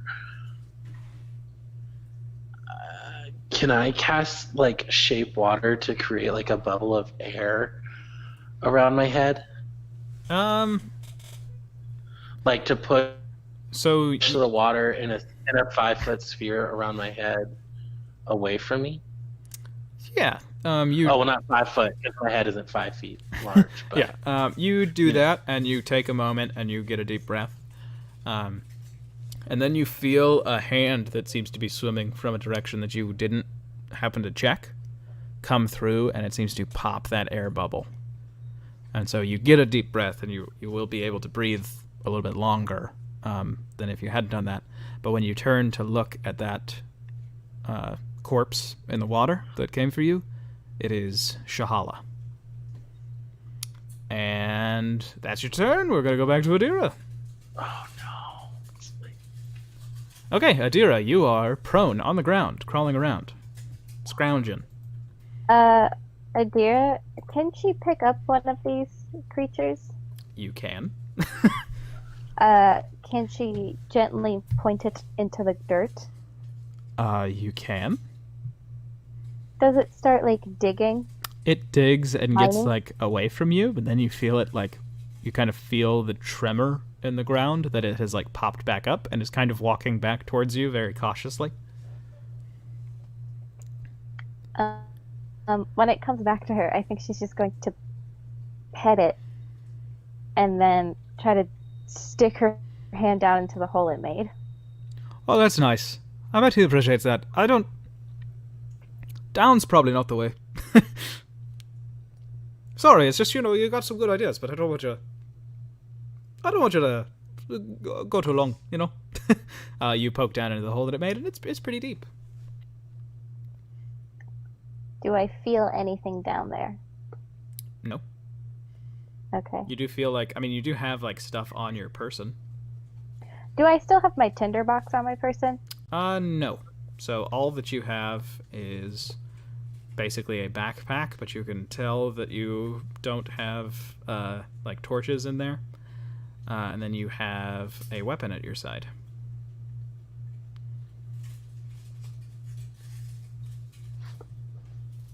And I would say probably an action to dig and pick up. So, the game is to meet everyone else, I assume. Well, that's kind of the point, but, there's an objective. Okay. Adira's going to walk what I assume is forward, so where she...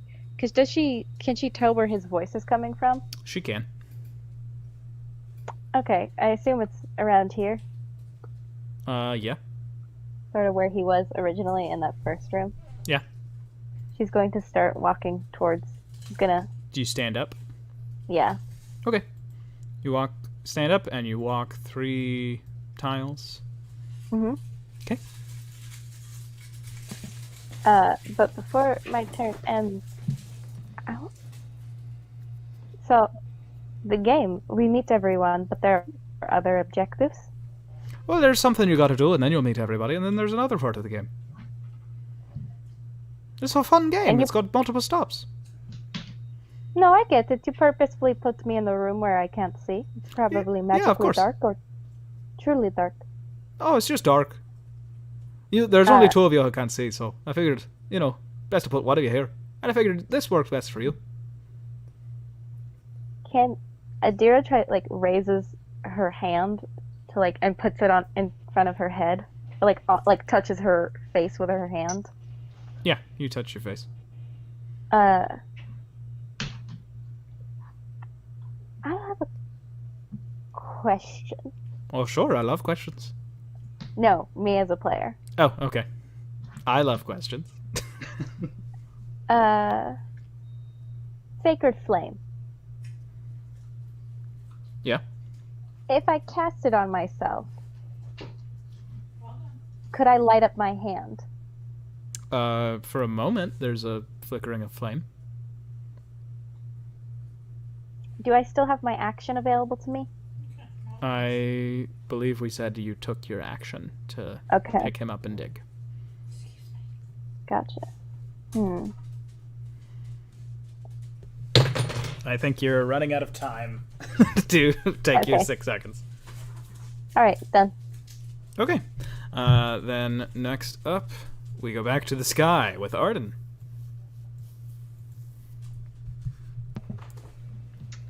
Okay. I gotta get that pot, so another 5 feet. Can I reach it from there, or You do I can need reach to it be on there. it? Yeah. Okay. What is it?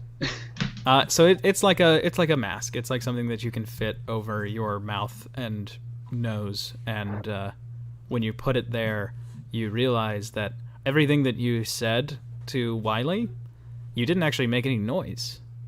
You just had a conversation with him telepathically. And when you put the mask on, you realize that you can hear and you can now speak.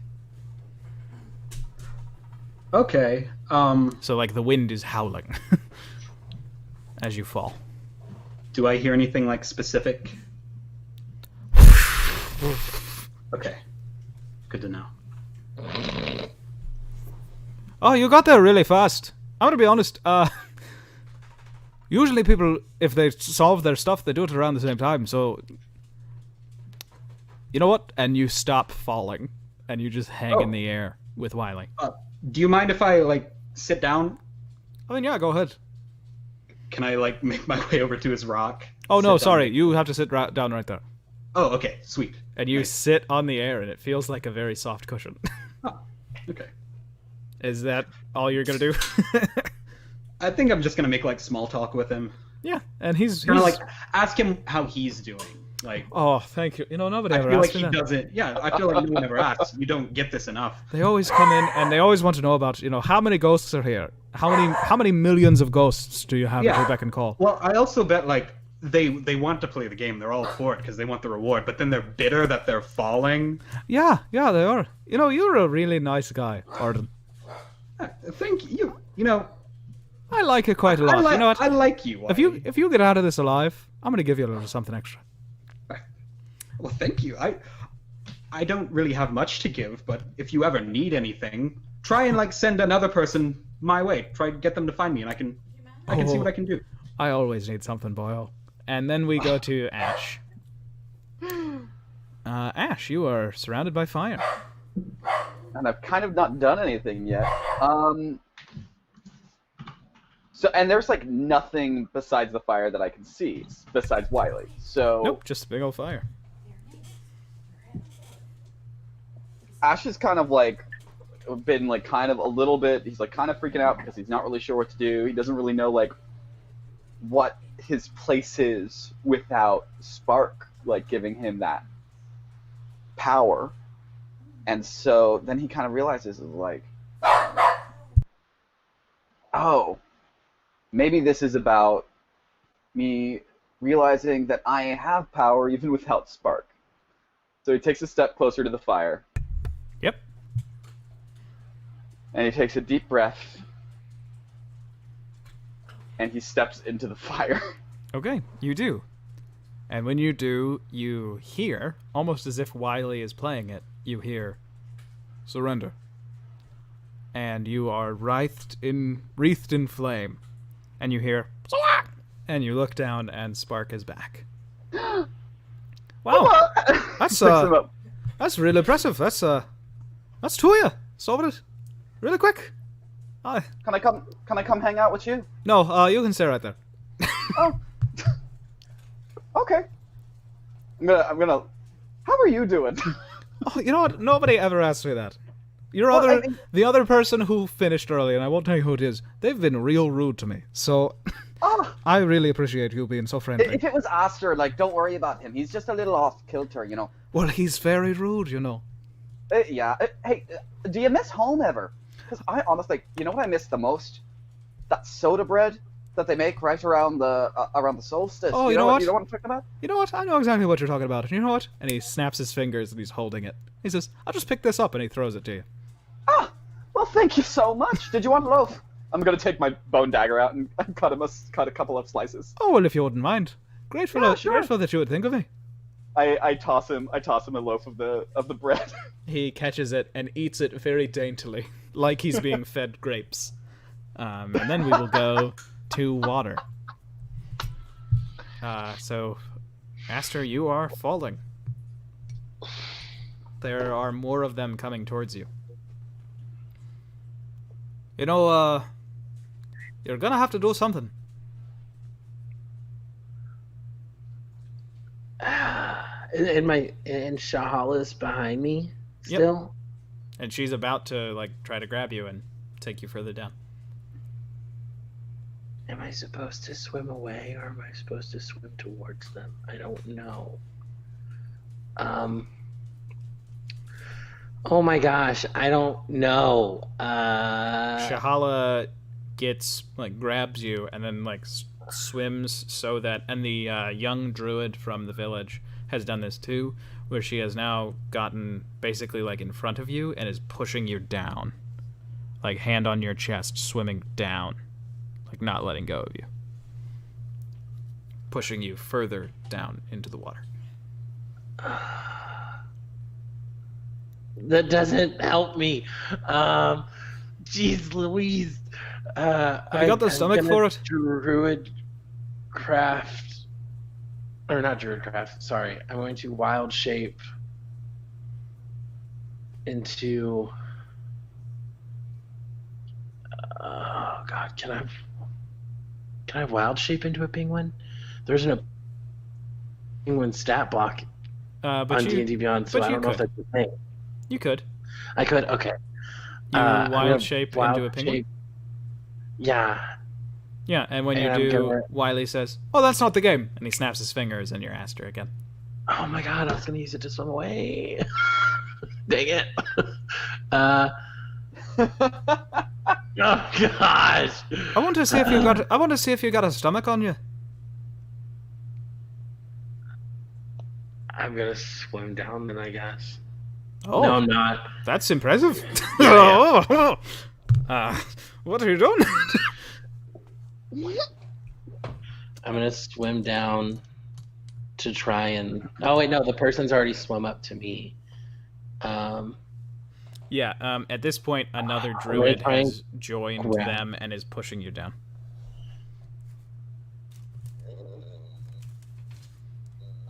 Yeah, gosh dang it. How close is Ash's figure to me? He's about 15 feet away. Seems like they're swimming fast, so he'll probably reach you in your next round of the game. Oh god. I'm gonna... Ash is the smallest one, so I guess I would probably... My plan is to swim to Ash, grab him, and then try and bring at least the smallest one to the surface. Aww. I don't know if that's what I'm supposed to be doing, but that's what Aster thinks is maybe what's supposed to be happening. Everyone else can... Okay. Yeah. Then you try to swim towards Ash, and they're kind of pushing you down, so you just kind of fling yourself to the side towards Ash. And that's your go. Next we'll go back to Earth. Adira, you have your hand on your face.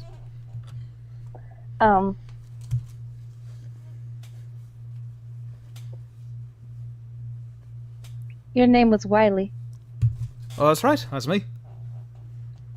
It's a smart name. I'm a smart fella.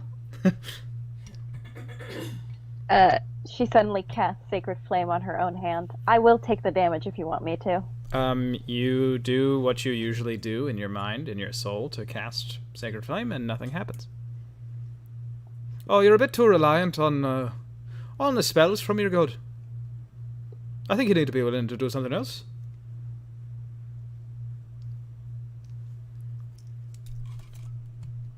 No. Okay, well, you got about 5 more minutes of air, so after that you'll die and nobody will get their prizes. And he gives you a smile.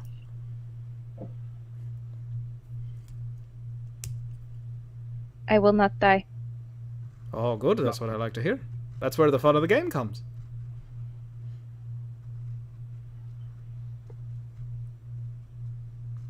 Is there anything else you would like to do with your turn? Part of me, I don't know. I know what I would do, but I feel like Adira has a different idea of what she would do. Okay.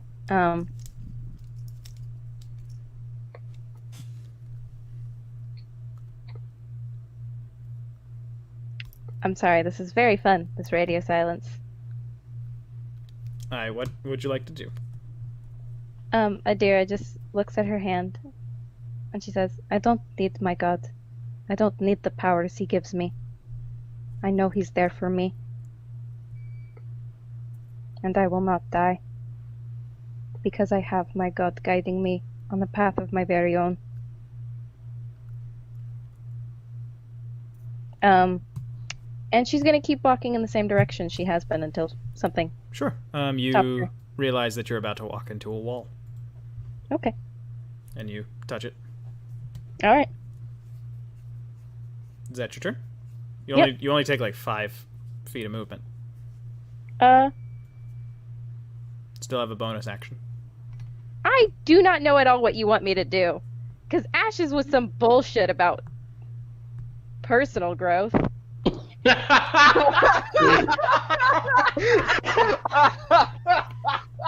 Ugh. And I get stuck in the dark. Oh no.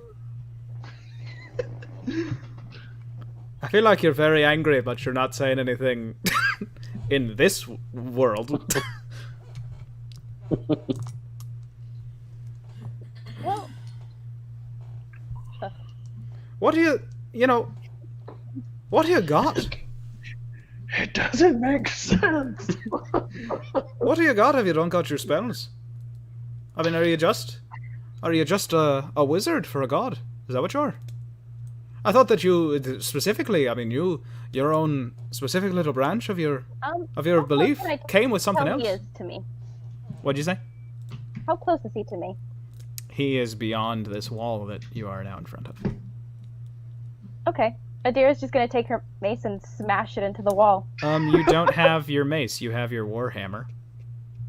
She'll take that then. Okay, you do, and you hit it, and there is a resounding wang. There's a resounding like thwang, and when you feel at the spot that you just hit, you feel like it's very solid, but you hear a ringing, like an echo, and you hear the same solid noise off to your left, but then off to your right, you hear there is maybe a more crumbly sound. Oh, Okay. I like Okay. this. Action heading. You still have movement left. Okay, I think I'm gonna walk to this side. Okay. 1, 2, 3, 4, 5. You get to a corner. And feeling along the wall, you can feel that you're about to be at another new wall. Okay. He continues his small talk with Arden and Ash. Back in the water trial. Can I ask him a question really quick? Oh, yeah. Hey. Yeah, I was just about to skip this part, but what's up? Oh, so like if I hadn't stepped into the fire, because like I was also thinking maybe I need to like sit down and like meditate for Spark to come back, or maybe I should just like teleport to you if I could figure out how to do that. Was the fire ever gonna hurt me or no? Well, the fire wasn't ever going to build or anything, but, there might be some stuff in the fire. Ooh, should I go look around the fire? I wouldn't. I would wait. Oh, okay.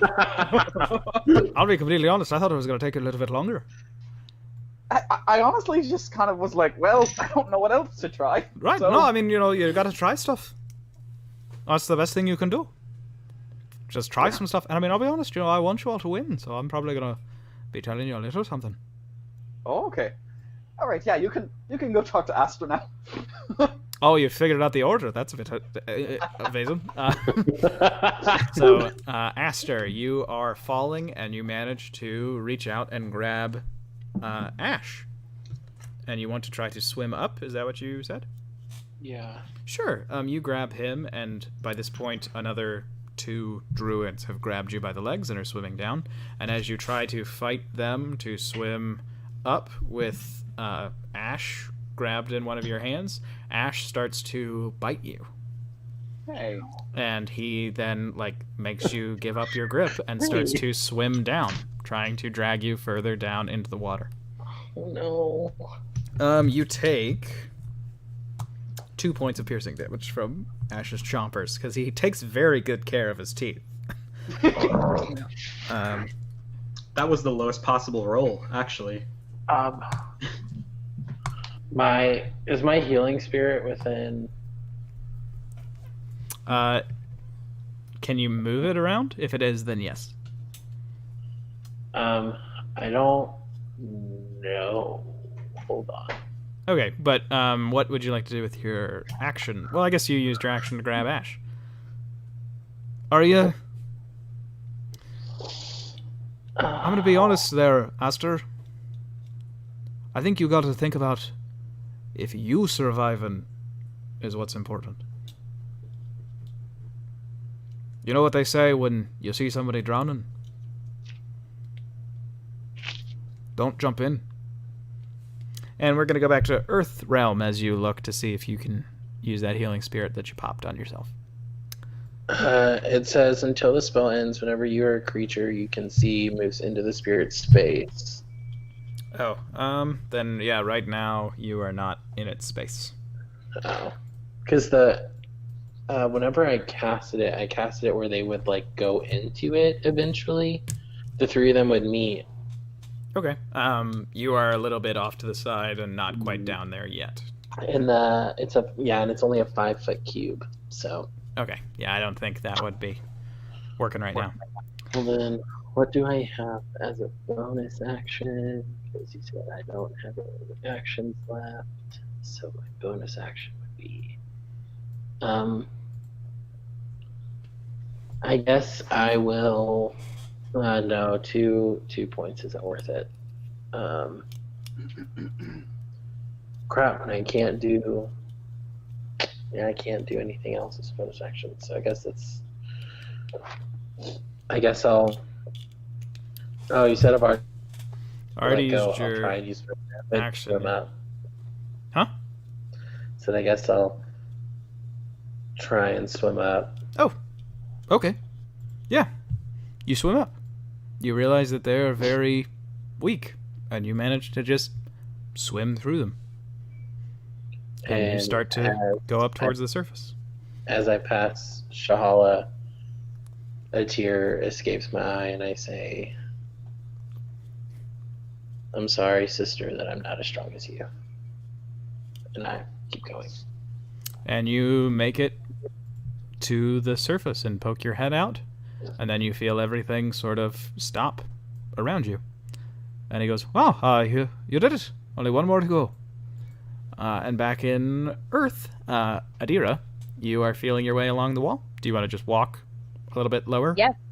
Okay. And just smash it when I get close to it. You walk until you start to feel a crack in the wall. And you realize that you hear these little, dink, dink, dink, dink, dink.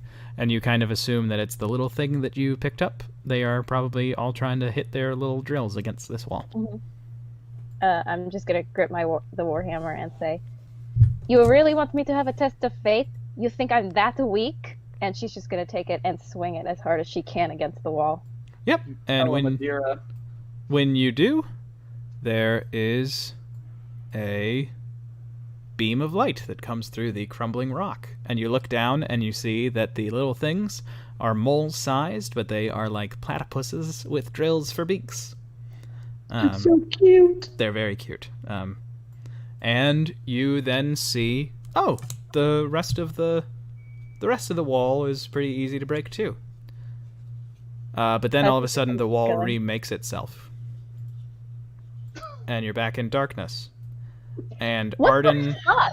Ash... Why are you making this so much harder for me? Arden, Ash, and Aster, you all are now in a dark room. But all of you can see, even you, Aster. And you look over and you can see Adira about to swing her hammer at a cracked wall. And all of you feel like, I don't have any of my spells. I don't have most of my stuff. I got something swinging on my hip. What's this? I have a hammer? What would each of you like to do? I want to go help her break down that wall. Same. No hesitation. I just run Yeah.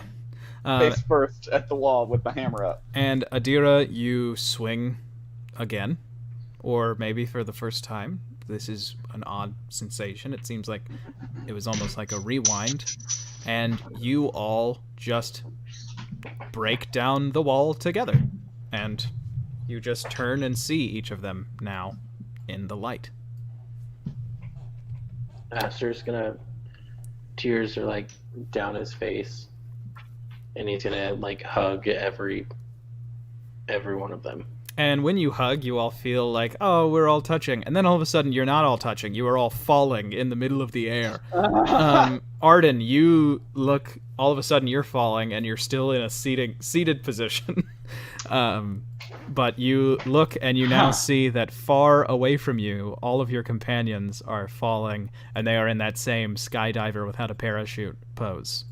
You all are falling. I'm going to put you all where you actually are in just a second. There's two of me. I thought you were about to fuck me over again. Truly. No, it was everybody had a thematic test, and you were just the only one who got mad about it. I love that she just goes, I have a lot of complaints that you're going to hear about after this. I know. You all are falling.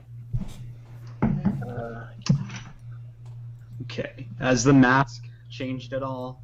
No, but those of you who are falling, you can't hear anything. I'm gonna scream over to Adira and Arden and Aster. I'm just gonna scream out, "What do we do?" You realize that no words are escaping your mouth. I scream, but nothing comes out of my mouth. You all see Ash just screaming, but you don't hear anything. I start screaming. Does that do anything? Yeah, they can hear you. Okay. Everyone, we need to link up, please. And I start making my way towards, like Ash, kind of, like skirting along. Yeah. And everybody, you all can move one square. Okay. Okay. I'm gonna move the one square, and then Ash is gonna take the short sword. Does he have a short sword? No. Can I still summon my packed weapon? No. Okay, never mind. Do I have, like, anything? Like my pack or anything? No. Okay. Sweet. does it feel like we can cast spells? No. No. It would have been, I don't know, nice to have rules and actual knowledge of what we had on our person and what we could or could not do before this started. Oh no. I think that a trickster's spirit would be less likely to give you rules. Oh no. You all can move. Can I? Oh, you said we can't cast spells. Dang it. Yeah. I'm just gonna try and link up with Ash and then, like, get one arm and, like, clutch his forearm and then make my way over, like, try and, like, tell him, we're going to get the others, we're going to link up. Okay. The mask lets you talk. That's the whole... You notice you can't talk? I'm gonna give him a thumbs up.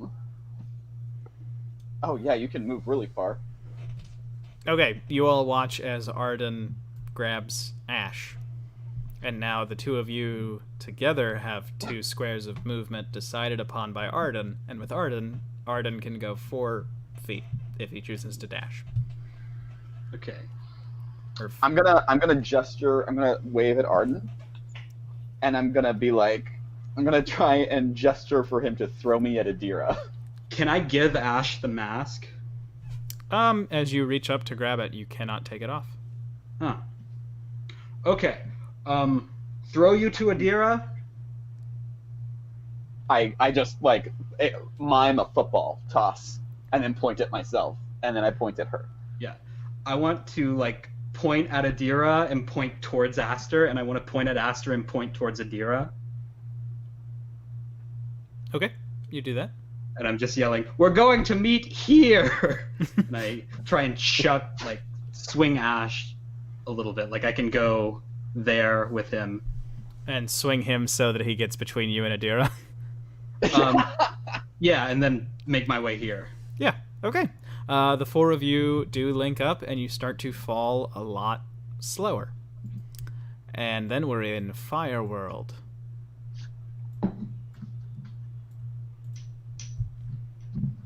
And everybody pops up in the middle of this fire. What the fuck? Whose was this? It was mine. I feel like that kind of makes sense, though. Yeah, actually. Don't worry, it's really easy. We just gotta step into it. And Ash is gonna step into the fire. Adira looks straight into the camera.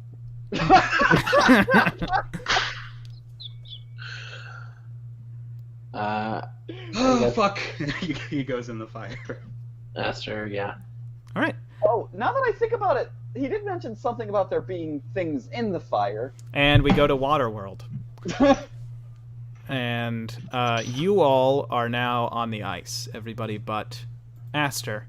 Aster, in that moment where everything stopped, you felt not just one hand, but like 10 hands grab you around your legs, and they are trying to pull you back. You all see just Aster's hand poking out of this icy water. Adira's gonna run up and grab his hand and try to yank him out. Yep, you pull him up to where his face is out of the water, and Aster, you can breathe again. But you feel like there are so many people trying to pull him down. Adira might not be able to do it alone. I'm gonna run up and grab at I feel like I probably can't grab him, so I'm gonna grab Adira's waist and try and pull her. Yeah. I grab another arm, if I can. Yeah.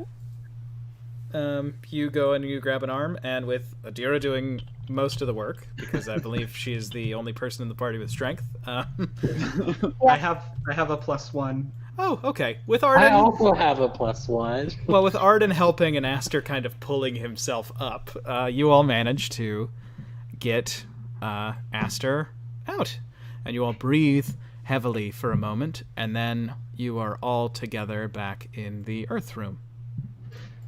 And you hear something slurping in that light. And you see this large pile of toxic-smelling sludge just come up out of the ground. And I need you all to roll initiative. And your initiative will be... where? Where is it coming? From here? From here? From right here. Oh! And your initiative is going to stay the same for the entire game, for this last one around. Did you get mine?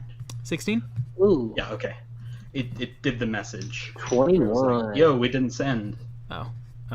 Okay. If that happens again, we can try you refreshing. Yeah. If not, I can roll with your sheet, because I think it's working for me. Okay. So, first up, it is going to be Aster. Definitely. So, crap. A big sludge monster. I'm going to... It's liquid, I'm assuming. So, I'm going to try and cast Frostbat on it. Okay. DC 15 Constitution. But Okay. it's also so it probably has a high Constitution. It is a natural 20. Ooh. Yep. That makes sense. You see a bit of ice appear on it, and then just sort of fade away. Yeah, can't do nothing as a bonus action, so that's it. Okay. Next up, it is Arden's turn. I'm going to... Oh, I'm sorry, and let me clarify. Everybody except for Adira got all of their stuff when the light got bigger and you came back here, and the goop showed up. What does Oh, Adira so we have? have like our Warhammer? weapons. Adira just has the Warhammer. Okay, cool. When you say all of our stuff, do I get my wild shape back that I used in the water? Yeah, you feel like you got it back. Okay, cool. But you feel like if you What use about- it here in other places, you will have expanded it. What about the third level spell that I used for healing spirit? Don't have that back. Don't have that back. Okay, cool. That's what I thought.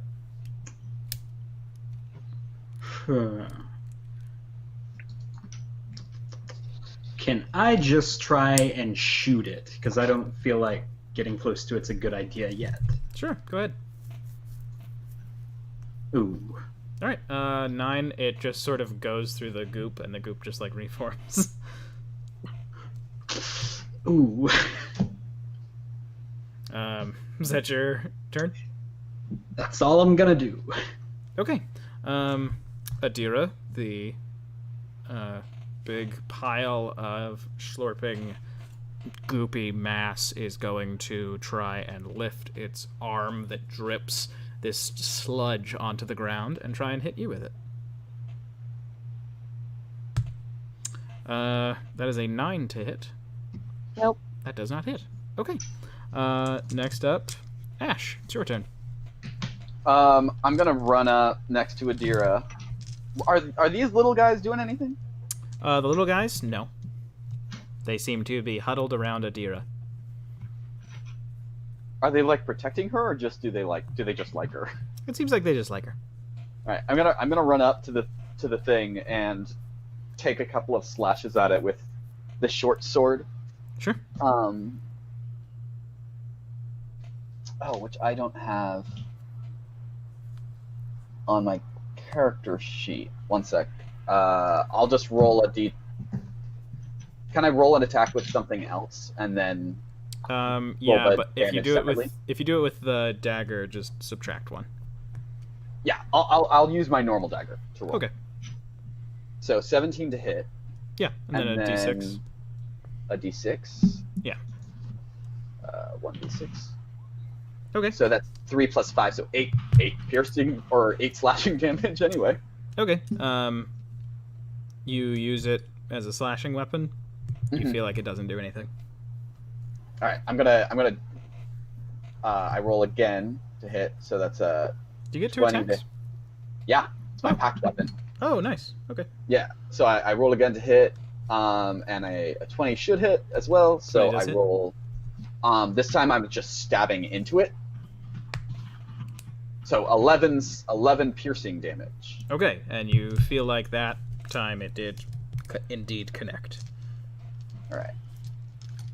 Okay, it's stabbing it works better than slashing at it.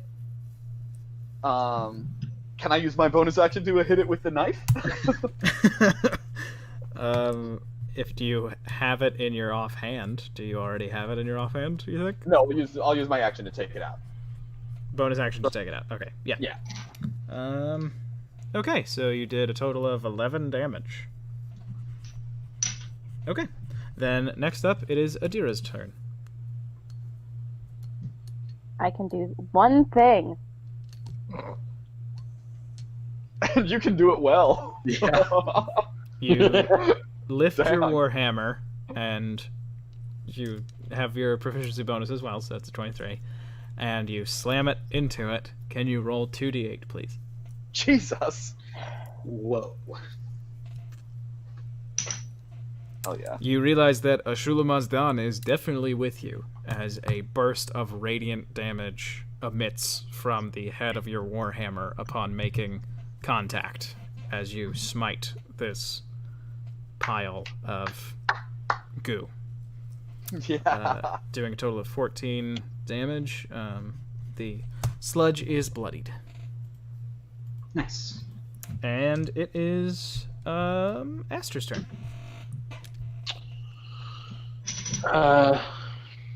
Because that last thing didn't work, I'm going to. You know what? I'm just gonna thorn whip it. So that's gonna be a +7 to hit. Do I have that on my? I do. Okay. Oh my gosh. No, that's gonna miss. Well, what was it? It was a 9. Oh, yeah, 9 does not do it. 9. Okay. But then I am just going to I want to run up next to Adira. It's like You're not alone. Okay. Next up, Arden, it's your turn. Okay. Can I switch to my rapier? Would that just be like a free action? Bonus action. Okay. I'll take it. I'm just gonna stab it. Okay.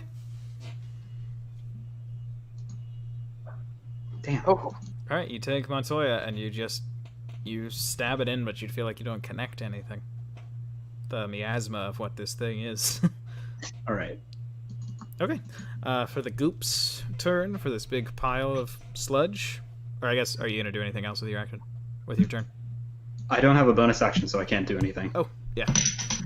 It is going to swing one of those arms at Ash. A 19 to hit. oh, yes, sir. Okay. You take... You take 12 bludgeoning damage and 6 acid damage. Oh my. And okay. After that, it is Ash's turn. Ash just like is reeling, and he's like, "Okay, this thing hits really hard. Ow!" And he's gonna stab at it a couple of times just to try to get it a little lower. 16 to hit. 16 hits, 7 damage. Or I guess it would be a d6 instead of a d4. But I'll take it. That's fine. No, go ahead and roll the d6. D6. Okay. So 4 plus 5, 9 slashing damage or piercing damage. Sure. And second attack. 17 to hit. 17 hits. D6, please. And another 9. Okay. Yeah, it is not looking good. Adira, it's your turn. Okay. Adira, Going- please finish it. Take her warhammer and swing at it yet again, since apparently I have proficiency at it, and I didn't think I would. And when you hit this goop, roll another 2d8, please. Okay. You swing into it, and you feel after you hit it, you like leave your warhammer where you made contact, and you feel the goop that sort of scatters with your hit start to reform, and then that same burst of radiance just emanates from your hammer and like burns up the jelly. You all are back falling through the sky. Only one thing has changed. Adira, on your shoulder, you've got one of these little fellas. Oh, I have. A platymo. Oh, okay. Platymo. oh my God, Ben, do you have a picture that we can see of them? Yeah, I'll make the token big on the sky one. Thank you. Because they are very cute. All of the things that are in these places other than Wiley were drawn by Emmy. Oh, This is the platymo. oh my God, that is adorable. I He's love very it. cute. They were going to be the enemies in the Earth Zone, and then I saw him and said, nope. But you do all start to hear something now, and it seems to be these fluttering wings. And all of a sudden, you all have everything again, except for Arden.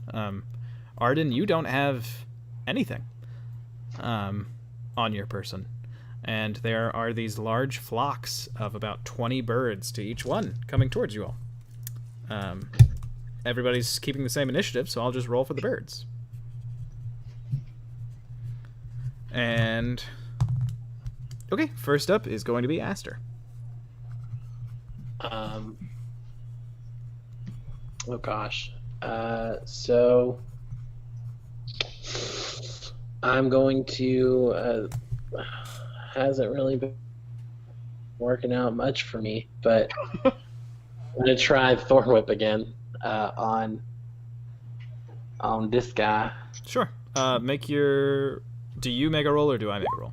I do. Oh, that one was a 17. Okay. Can you roll it again? You are at disadvantage. Oh, jeez, Louise. Okay. A natural one. Yep. Damn. Mhm. You when you think that you have grabbed some of the birds, and then you bring it back and you hit yourself in the face. You don't take any damage, but you do take a blow to your pride. Next up, Arden. You can't do anything. You feel compelled to speak, though. Okay. So all of the birds, are they like coming in at us right now currently? Yes. They are coming towards you and seem to have ill intent. They're not really birds. They seem more like silhouettes, even though they're close enough that you should be able to discern like color and stuff. They just seem to be like vague bird shapes. Okay. And we're still falling? You're still falling. Yeah. Like at the slower speed when we all... Yeah, you all being closer together slowed you down, and you are continuing to go at that speed. Okay. Even once Aster let go. So Okay. You have some time. We fall slower together. We get to one area. We pick them off as they come in. I can't do shit, so I'm relying fully on you three. Can I like try and like urge everybody to move a little bit? Yeah. Just kind of like towards this guy over here. Sure. Yeah. You do, and everybody you all feel compelled, almost like Arden, because he was so nice about it, you're just willing to do what he says at that moment, and you all move. Do you have anything else that you would like to say, Arden? Not really. Just like, okay, thank you. I'm very grateful. Okay. Like, you know, please don't let me die. You know that in your party, Ash is probably next. Do you have anything that you would like to say to Ash? Probably just like shoot fire at one of them, try and keep them away. Let Adira handle the one on our like right, I think. I don't know. We're falling. It's all 3D space, am I right? Aster can handle that one. I will kick at the ones that come my way until you all are free. Okay. I'll keep them from you. Next up, it's Bird's turn. These birds are going to fly and swarm Aster. That is a 17 to hit. All their little beaks. Yeah, that hits. Okay. You take 7 points of piercing damage. Oh, my. These ones come over and try to swarm Adira. That is a dirty 20 to hit. Yep. Okay. You take... Wow. You take 6 points of piercing damage. Oh. I thought you were about to say maximum. You take maximum damage, 20 damage from these birds. You did that twice the last time we played. I'm sorry. Does no one remember? I'm sorry. These birds come over and swarm towards Ash. Aster, did you have something that you wanted to say? I was going to say Hellish Rebuke, but never mind. Keep going. Okay. It is a 21 to hit for the first bird swarm, and the second bird swarm as a natural 2, so they probably won't hit you. So the first one swarms you, and you take 5 points of piercing damage. Okay. And then these are going to swarm over towards you, Arden. And that is a 7 to hit, so I don't believe that'll hit. Next up, Ash, it is your turn. You feel like if you do something with fire, anything with fire, you'll have advantage and enemies will have disadvantage. All right. Well, in that case, Because your buddy, Arden, he wasn't as nice, so, maybe it won't be perfect, but you do feel like, he's learning to communicate, and that's good. So, he's getting better. Yeah. All right. Well, in that case, I'm gonna roll Burning Hands. Sure, roll I'm with gonna advantage. cast Burning Hands, so that I can hit both of the guys hitting me. Yeah, sure, roll with advantage. And do an I don't attack for actually each roll. one. You make a Dex saving throw, Okay. and it's being cast at 3rd level because I'm a warlock, which means it's gonna be 5d6. Okay, well, both of them got underneath a 10 since they had disadvantage. Yeah, they are not gonna succeed on that. So I'll roll my 5d6. So 2 more d6. Oh my. Oh. Wow. I feel like these are 1 HP creatures and we're just... You do 21 damage to each of them, Overkill. and you burn up every bird shape in those flocks. Yeah! Fuck yeah! That's your turn? Is it your turn? Yeah, I look over at him and I'm I'm still giving like a holding big thumbs up. Just Okay. I give him two Who big did thumbs up. that? It's like the meme. It's like the thing from How to Train Your Dragon. It's like big thumbs up. Adira, it's your turn. You feel like if you do anything just to this specific flock, you will have advantage, and they will have disadvantage. I think she's just gonna swing her warhammer at them then. Okay. 22 hits. You do 3 damage. You take out 3 of the birds. And as a bonus action, she's going to cast Shield of Faith on Arden. Okay. Aw. Arden, you feel a big old shield show up around you. I'm gonna give Adira like a little thank you. Like not even saying it, just like a me really. You can just tell that Adira's like insanely mad, so she's like a quiet mad. And Wiley just says, "Oh, this is a fun game." Aster, it's your turn. I'm going to still at disadvantage, right? You have not been. Sorry. Arden I said did say deal with this get this bird. one. So if you do anything to do with this bird, you will have advantage. All right. So then I'm going to. Yeah. You know what? I'm gonna frostbite it. So, well, no, I'm gonna thorn whip it because I don't know if it'll have disadvantage on the frostbite. So, oh no, wrong one. Sorry. Nice. Oh, Okay, natural 20. Nat 20. So you just thwip this thing, and With you that, do. Because it was 2d6 plus 1. You do 30 damage. Oh my god. 2d6 plus 1. Yeah, well that's the normal. So then I don't know what. It automatically calculated it from the looks of it because it's 2d6 and you rolled a 6 and a 2, and then it was an additional 2d6 that did a 5 and a 1. Wait, how do you say that? If you scroll hover over the numbers. Oh, okay. So you I was do- thinking that was like a 9 and a 6 were my things. Okay, cool. You do 15 points of damage, taking out 15 of those birds. There's only 5 birds left. And then Arden, it is your turn. Okay. Aster, you're doing good. Take care of that one. Ash, let all these birds hit me, and then swap with me and fucking kill them. Just burn those birds to death. You got it. Adira, you got those. Smash the fuck out of them. Okay, is that Arden's turn? Smash those fucking birds. Because it's bird time. So the birds are going to attack. He's also being very loud because we're falling, and he doesn't know like if we're falling at the same rate. So it's like just gotta be loud. Yep. Okay, then Aster, the birds attack you. It is only a 10 to hit. I don't believe that hits. Nope. Oh, dang it. I meant to use my bonus action to give Ash some healing, and I keep forgetting to do it. I'll be fine.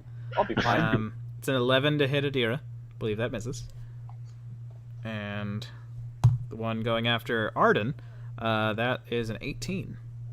That hits. Okay. You take... These birds are rolling really well on damage. You take 5 points of piercing. Okay. And then Ash, it is your turn. Okay, so I have to use fire again, right? He did not tell you that this turn. You don't feel as Oh. like it's necessary. All right, so I'm gonna do what he said, and I'll switch with him. Okay.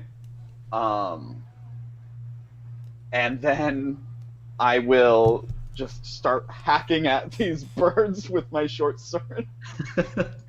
Just like going crazy on them. Do I have advantage or no? You have advantage. Okay. Alright. So 9 slashing damage on the first slash. Yeah. And then the second hit is 7 slashing damage. All right, they are bloodied. There are only 4 birds left in that flock. Okay, cool. And then I look over at Aster and I give him another thumbs up. Aster thumbs up back at him.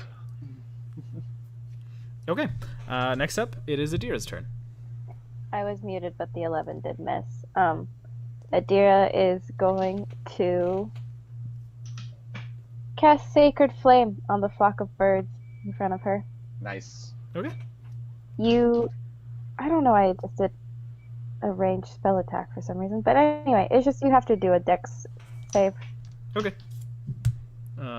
They have disadvantage. 11. It does not save. Okay. They get 2 radiant damage because apparently that's all it rolled. 2 ones. Oh, are you... Yeah. There are 15 birds left in that flock. Great. Okay, that is Adira's turn. Next up, it is Aster's turn. Yeah, I'm just gonna Thorn Whip these things again. Oh, well, actually, no, that's a ranged spell attack, so that would make it a disadvantage. So it should make it a straight roll. I'm gonna Frostbite him. Sorry, I didn't think about that last time. Okay, so you do Frostbite. That is a saving throw. DC 15. Disadvantage. They got a 14, so they do not save. Hey, so they take 6 cold. And there were only Damage. 5 of them left, so you have destroyed that group of birds. And then I'm gonna bonus action give Ash 2 of my Fey pools of energy. So it's gonna be 2d6 plus 2. Okay. Um, If you want to go ahead and roll that while we do Arden's turn. so Same 7 regular plus 2 more. So total 9. Yeah, total of 9. But if you're over, if the 7 gets you to where you're max, Nope. you get 2 temp hit points. Right. No, it did not get me there. I was at half health. Okay, so you got 9 health back. Arden, it is your turn. Okay. Ash, you're doing good. Keep at it. Aster, help out Adira. Adira, I know you got this. And then I want to put a hand on her shoulder and just like smile and give her a thumbs up. Yeah, Adira, you get a d6 of Bardic Inspiration from your rogue friend. Oh. Oh, cool.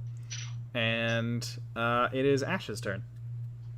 All right. Yeah, I'll just go ahead and slash once again. Where did that go? There it is. And 9 damage. Okay, you hit them and you do 9 damage, and this bird flock is gone. Okay. And I'm just gonna I'm just gonna look over at Spark, who's got his little wings out, and he's like just trying to fly. Yeah, and you know what? He like stays above you all, but then he gets a little like scared that you're so much further down, and he like dives down. Yeah. Adira, your turn. Just gonna swing at them with my warhammer again. Okay. Oh, nice. Finally. There she is. No need. Bardic Inspiration. No need for the bardic inspiration. Because you have perfectly destroyed. You just swing with that warhammer, gritting your teeth. You swing through all 15 of them birds in one They're just swing. all in a horizontal line. Just bam, bam, bam, bam. And you all are back in the room with all the fire. But then the flames go out. All at once. Uh-oh. Except for Oh no! some of them that stand around you as fire elementals. Let me roll advantage. Or let me roll initiative. Okay. Oh, there's a lot of them too. Yeah, you know what? Looking at the time, 2 of them fade away. And first up, it is going to be Aster, top of the initiative. Aster is going to gonna ice knife second level. Wait, let me make sure. Yeah. Ice knife second level, probably the biggin. Okay. And this is just a normal roll now, right? Yeah, it's just a normal attack roll. Okay. So ice knife second level. I don't have it set up for the second level on the click thing, so it would do. Oh, it's a 22. So it's gonna be. I think at higher levels it does. So right now I only have it set up to do 1d10 on a hit. I think at second level it does 2d10 on a hit. Sure, you can just roll another d10. Oh, sorry, no. At second level or higher, the cold damage increases by 1d6. Okay. So Yeah. he has to make a dex saving throw. So it takes the cold. It only takes the cold damage if it fails the saving throw, right? Yes. Okay. Well, it definitely failed, and it actually looks like it already rolled 2d6. Does it do So no, 3? it does the 1d10 for the piercing, and then the d6 is. It starts out at 2d6. Hold on, wait. Let me make sure. Let me double check. Yeah, it's 2d6 cold, and then at second level or higher, Nice. it's 3d6 cold. Okay. So let me add one more d6. Roll another d6. Okay. For 4, so it's 10 points of cold, 5 piercing. You feel as And if then- it does twice as much cold damage as it would naturally do. Oh, nice. So it's 20 points of cold right there. Cool. I'm gonna say, hey, cold seems to hurt it a lot. And then I'm gonna give 2 more of my Fey pools to Adira. Okay. If you want to roll that. Okay, so it does 7 points of Mhm. healing. Okay. Yep. Adira, you gain 7 points back. Thank you. Arden, you're next. Okay. One of these small guys over here. That's like 30 feet away, I think. I'm just gonna try and stab him. Yeah, sure. And can I pull out a dagger Sure. in my other hand, just like looking at Ash? Yeah. Does that cost a bonus action or? It would be. Yeah, it would be. Okay.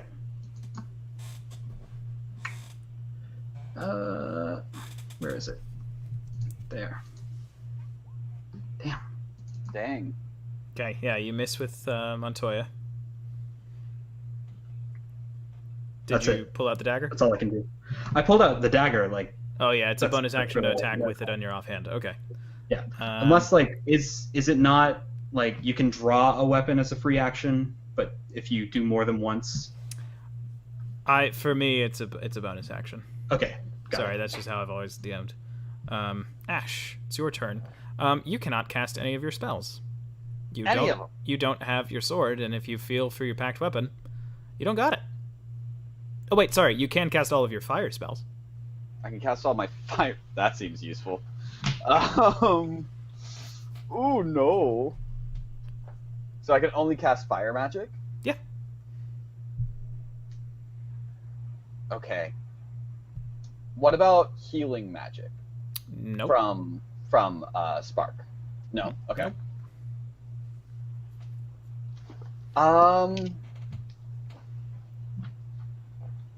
Okay, here's what I'm gonna do. I'm gonna do something a little stupid. But seeing all of these big guys, these 2 big ones over here, I don't want them to attack my friends. So I am going to run over here. Yeah. I'm going to use my action to cast Bonfire on myself and just take out my daggers. Do I still feel like I have that connection with Spark, or is it like earlier? You have your connection to Spark. Yeah, so then I'm going to use my bonus action to take out my daggers, and I'm just going to scream. Sorry, you don't have your daggers. I don't have any weapons. You do not. Okay. Well, I'm just gonna run out there and scream, "Come and get me!" Sure. Yeah. Okay. Adira, it's your turn. Okay. Don't think she would really think about what Ash is doing. She runs up to the biggest one, 20 feet of movement, and she is going to try to swing down as if she's going to hit it with her warhammer, but instead cast Inflict Wounds Nice. Okay, yeah. at a second level. Okay, do I do a save, or do you... Nope, it's just a... Oh, I kept advantage on. Sorry about that. Okay, a 7 does not hit, unfortunately. Okay. So then she does not hit. Okay. No, not done yet. She is going to cast, as a bonus action, Spiritual Weapon, Nice. and fling it at the giant one in front of her. Does a 16 hit 16 hits. for 8 force damage. Yep. Now she's done with her turn. What is your spiritual weapon again? Her spiritual weapon is probably a mace, just because that was mace, her original alright. weapon. Nice. Okay, it is the Fire Elemental's turn. The one on top of Adira is going to try and touch her, reach out, grab her. Okay. That is a 10 to hit. Nope. Okay, then it is going to move past you to Ash without moving out of your range. It is going to attack you. A 22 hits Ash. Yep. But when it grabs you, doesn't hurt you. One next to you moves over, attacks you, hits you, doesn't hurt you, hits you again. This one is going to start moving towards Aster, and it reaches out its hand towards Arden and is going to cast a Firebolt. That is a 17 to hit, Arden. That hits. Okay, you take 6 points of fire damage, and then it is going to reach you, Aster. And I'm gonna let it hit me. You will let it hit you? Yeah. Okay, then it hits you. And I'm gonna catch Hellish Rebuke. Okay. But my Hellish Rebuke does cold damage. Okay. You take 7 points of fire damage. Oh, jeez. Okay. And I need a DC 15. Okay. Dexterity saving throw. It just fails. So then it's gonna take 6 points of cold, but since it takes double that, Yep. it'll be 12 points of cold. Okay. Fire and smoke starts streaming out of it like it's wounded. The one in front of you, Arden, reaches its hand past you and is going to cast Firebolt at Aster. That is a 16 to hit you. Yeah, that one's gonna hit. Okay. You take 8 points of fire damage. 1, 2. And then it is going to try and touch you, Arden. Okay. It is only a 10 to hit. Okay. I have a little bit of echo. Okay, that is the Elemental's turn. Next up, Aster. It's your turn again. When he did the Hellish Rebuke, he turned to Ash and gives a thumbs up because he learned it from Ash. And then he's going to turn back to the ones in front of him, and he is going to he's going to do Frostbite because Sure. it's the only cold thing he has. Okay, it failed. That is nice. Hey, so it's going to be 2d6 cold, so 4 doubled to 8. And you see it wither away in front of you. Okay. Is that And your then turn? I want to 5, 10, 15, 20. How much can I move? 30? Yeah, you have 25. 30 total. 30. I want to close this one in. Okay. Next up, Arden, it's your turn. I'm gonna stab it because that's all I know. 25 hits, Okay. 6 piercing damage. Yeah. Plus sneak attack because Aster is within 5 feet. Sure. Oh, Oh, that's damn. just to sneak? Oh no, that's the Yeah. damage. Oh shit. Yeah, that's 3d6. Okay. You slit this thing's non-existent throat, and it is no more. And then cunning action, or not actually. Yeah, cunning action dash to this one. Okay. It's just the image of Aster, like, I'm gonna help you, and then he runs up, goes behind it, and I just fucking eviscerate it and run away. Yeah, no, that was a grisly sight for these other fire elementals. Ash, it's your turn. Ash is gonna try. Ash is just going to like try and grab at the big one in front of Adira, and he's just like screaming at its face, trying to like get it to focus on him and attack him. He's just like, he's just trying to piss off the fire elementals. Okay, yeah. Do I roll something, or You could try to intimidate it, but you want it to attack you, so I don't think that really applies. can I persuade it to attack me? Sure. Make a Or persuasion deceive check. it to attack me? Make a persuasion check. Oh, shoot. 9. Okay. Who knows what it's gonna do? Okay. Adira, it's your turn. Okay, she's just going to swing at this one in front of her with her warhammer. Oh, sorry, That's you have not- advantage because you're flanking. Oh, I do? Okay. Yeah, you're I'll behind it. just roll that again. There we go. 16 hits. 16 hits. Okay, and then using her spiritual weapon, she hits it with her warhammer, and then you see right behind it, her mace comes in and also tries to bludgeon this. Nice. Nice.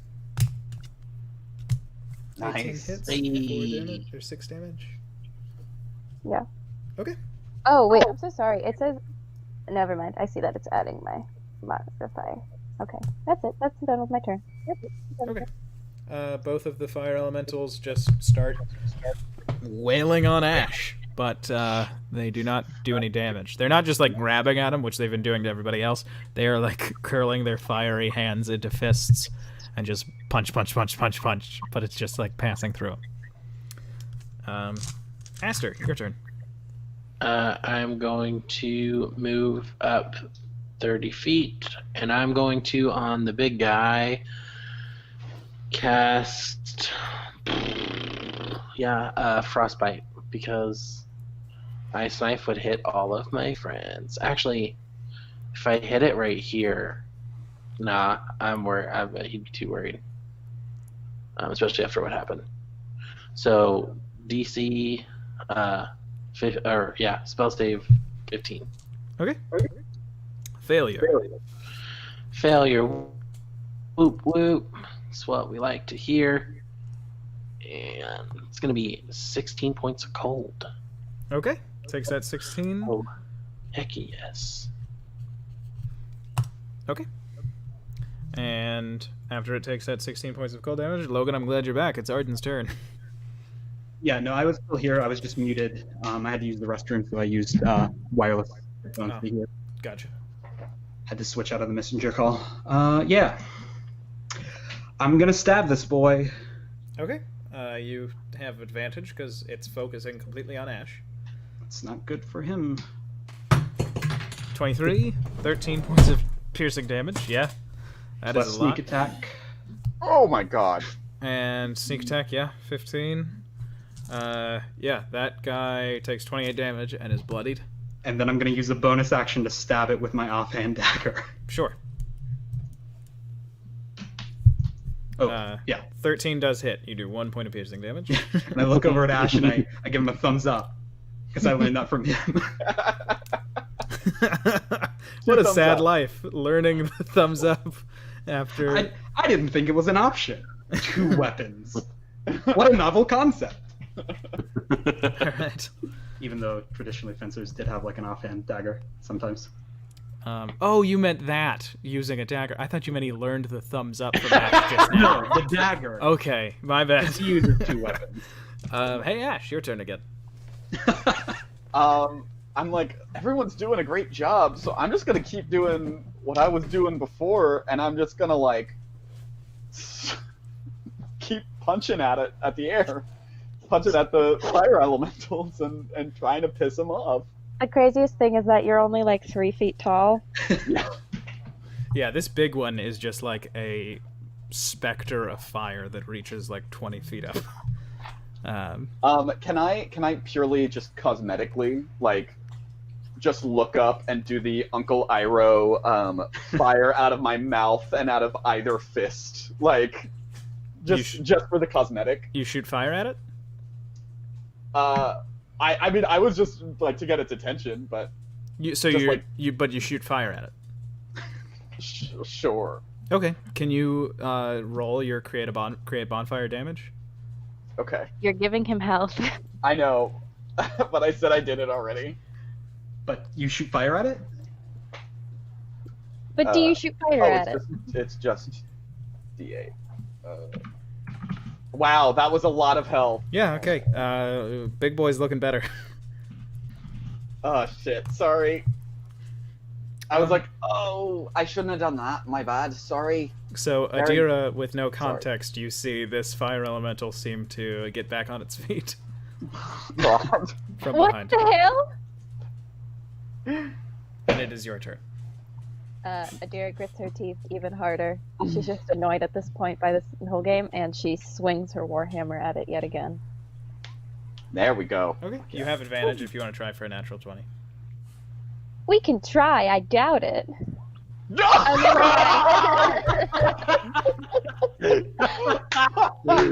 Oh my gosh. Wow, that was beautiful. Yeah, you really clip it. I would like to say that I'm not mad anymore, really. I'm more so just embarrassed that I had a hissy fit on air. So Adira remains mad, though. And she's also going to use her spiritual weapon to, again, like she swings her warhammer trying to bludgeon it, and her mace follows along the spiritual one. Yeah. Hey Connor, can you get some headphones on? Because I think the echo's coming from you. Oh no, I do have headphones on. Oh. I can try unplugging it and replugging it back in. One I second. think it might be me. Ask that not for better? who the echo tolls, for it tolls for you. For thee. Spiritual weapon 21 does hit. 7 points of force damage. Yeah.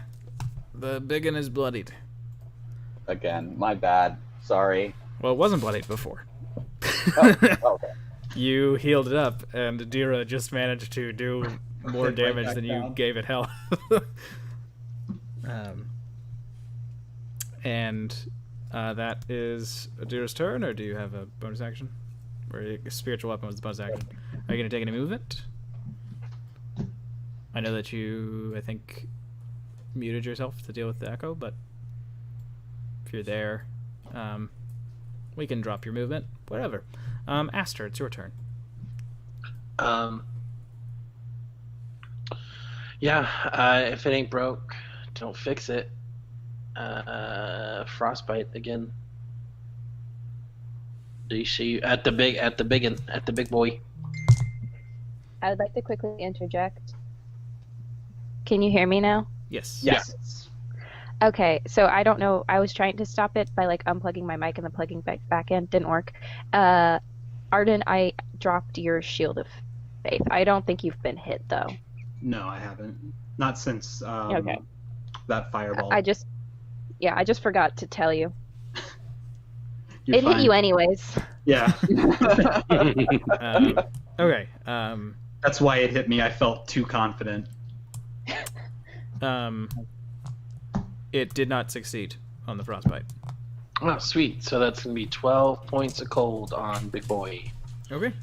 And then I'm gonna use my last fate pool of energy on myself because I'm not looking too good. Okay. If you go ahead and roll that. Oh my gosh, are you kidding me? Every time I heal myself, it's never a good roll. Well, you get 4. Four's. No, it's 3 because I only did one. Oh, well, 3 is better than nothing. Next up, Arden, it's your turn. Okay. I'm just gonna attack again. Sure. Let's do it Still- with advantage. Sweet. Yeah, 18 Nice. hits, 9 piercing damage. It is on its last fucking legs. Yeah, and then dagger. Yeah, Nice. you take it down. You have pierced through it, and when you pierce through it, you all see this fire spirit basically just kind of not be okay with being alone. And it sort of goes and it says something in a language that doesn't exist. It speaks the language of fire. And it says, "I surrender." And you're Can I give him a hug before he goes? You do not have time, unfortunately. No. You reach out to hug him, and you're in Ice World. You all have And I just pulled... end up hugging Adira, I guess. You all have pulled Aster out of the water, and you see lumbering at you from across the ice a big frost troll, and it's coming towards you. It's this massive thing with a human-sized body below the chest, but then everything else, it has big-ass shoulders and massive forearms that reach down to the ground, a gnarly face, and you can see peeking out from... Oh, I tapped my mic, I'm sorry. You can see peeking out from its long hair.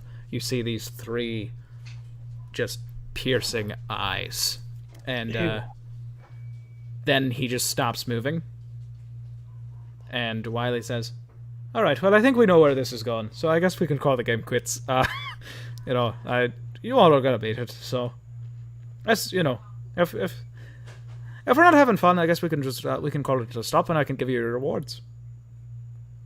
Adira is going to turn to Wiley and say, "You think I would doubt my faith in Ashula Mazdan?" And she begins to walk towards him, Oh God. with rage in her eyes. And she throws her warhammer over her head, and just as she's about to come down, I think she just hits the stone that he's been laying on. Yeah, you break through it.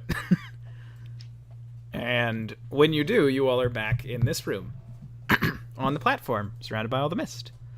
And you see your bunny Wiley is floating in midair with no rock. Come and face me, you coward! Adira? It's maybe What? Not, it's maybe not the best idea to challenge him. Yeah, I'm not gonna fight you, because that wouldn't be fun for me, and it would be, death for you. So, I'm sorry. I didn't mean to make you feel like I was doubting your faith. I was like, oh, she's got such strong faith, but I guess I'm embarrassed. Nobody's ever broken my chair before. Okay, I guess I'll give you all your rewards. And he claps his hands. And Aster, you gain 1 point in Constitution. Ooh. Arden, you gain 1 point in Wisdom. Okay, sick. Ash, you gain 1 point in Strength. Okay. He looks at you, Adira, and he says, "Well, I'm sorry, do you still want our deal? You give up just a little bit of your smarts, and you get a little bit more of talking smarts." Adira just sort of lets her warhammer slam into the ground, and she says, "Yes, I'm sorry for acting out of turn." That's all right. I didn't handle it best myself. You lose 1 point of intelligence and gain 2 points of charisma. Oh, nice. Oh yeah. Hey. And then he smiles at you all, and Ash, you feel like you have to hold your arms out. I hold my arms out. 4 loaves of soda bread fall into them, pop into the air and just fall into them. Oh, wow. Arden, I told you I'd give you something. Uh-huh. Close your eyes. Okay. And he closes his eyes. You all watch as both Wiley and Arden disappear. Uh-oh. Arden, you are back in the sky zone, but now you are falling towards a bunch of clouds. And he says, "Pick one." Pick a cloud. Yeah, pick one. Do they look any different? No, they're Nimbus clouds. Okay, I want to just like dive No into cumulus. one. You dive onto Just one, and when you think you're going to crash through it, you end up falling onto it, and then you feel like you can direct it around with a flying speed of 20 feet per second. Oh my god. And you all Whoa. watch as Arden pops into being, like surfing on top of a little cloud. Adira is now again holding her warhammer two-handed and shouting, "Where are you, you dumb fox? Where are you? Where did you take him?" Look up! And he has his arms outstretched, just doing like a circling motion. I am Goku now. Behold! He has given me flight! All right, well, safe travels. Bye, everybody. And he waves his little paw, and you all are outside of the cave, back in the clearing. And that's where we're going to end tonight's session. All of our party members here gained 3 levels. Whoa. Whoa. So that's fun. If you all want to roll health, we can do that now, as we're signing off. Do it live. I just do average most of the time. Yeah, I mean- I'm always very afraid to roll health. Low levels, it's fun to do Terrifying. average. Yeah. I guess- I'll probably do Adira, it. Adira, what average or roll dice are you doing? Down taking my paladin levels. Whoa, whoa, whoa, whoa, whoa. Nice. Yay! Did I might Arden take- take levels in Bard or something? No. I think that was just like a thematic kind of like Got you. flavor thing. That was Arden's theme, was learn to talk to people and work together. Be nice to your Tone friends. down the condescension. Also, I'm not rolling for my die because I really actually should I roll for the 2 other levels of paladin I'm doing? Bard was in my head. Should I just roll for them? I mean, What does the group I'm think? always terrified of rolling for for levels. I think I might take a level of fighter. Oh, nice. Oh. Because I think I want him to be a 2-weapon swashbuckler. Nice. Just because if Arden inevitably gets to level 20, the rogue That was one's terrible. not that you great. That's can fine. you can re-roll the 1. We re-roll 1s for health. Oh yeah, that's right. You said we do. Ooh, 3. 9 plus 6, so I get 15 extra. Nice job. And are you taking the average for the other one? Yeah, for the first level, yes. Nice. Yeah, so if everybody else is just taking the average, then there we go for health. So hey, thanks for stopping by. Thanks for watching the Sunken World Saga with us. It was a whole lot of fun. And see you all next Monday for the return of the Order of the Lion's Hope. Bye, everybody.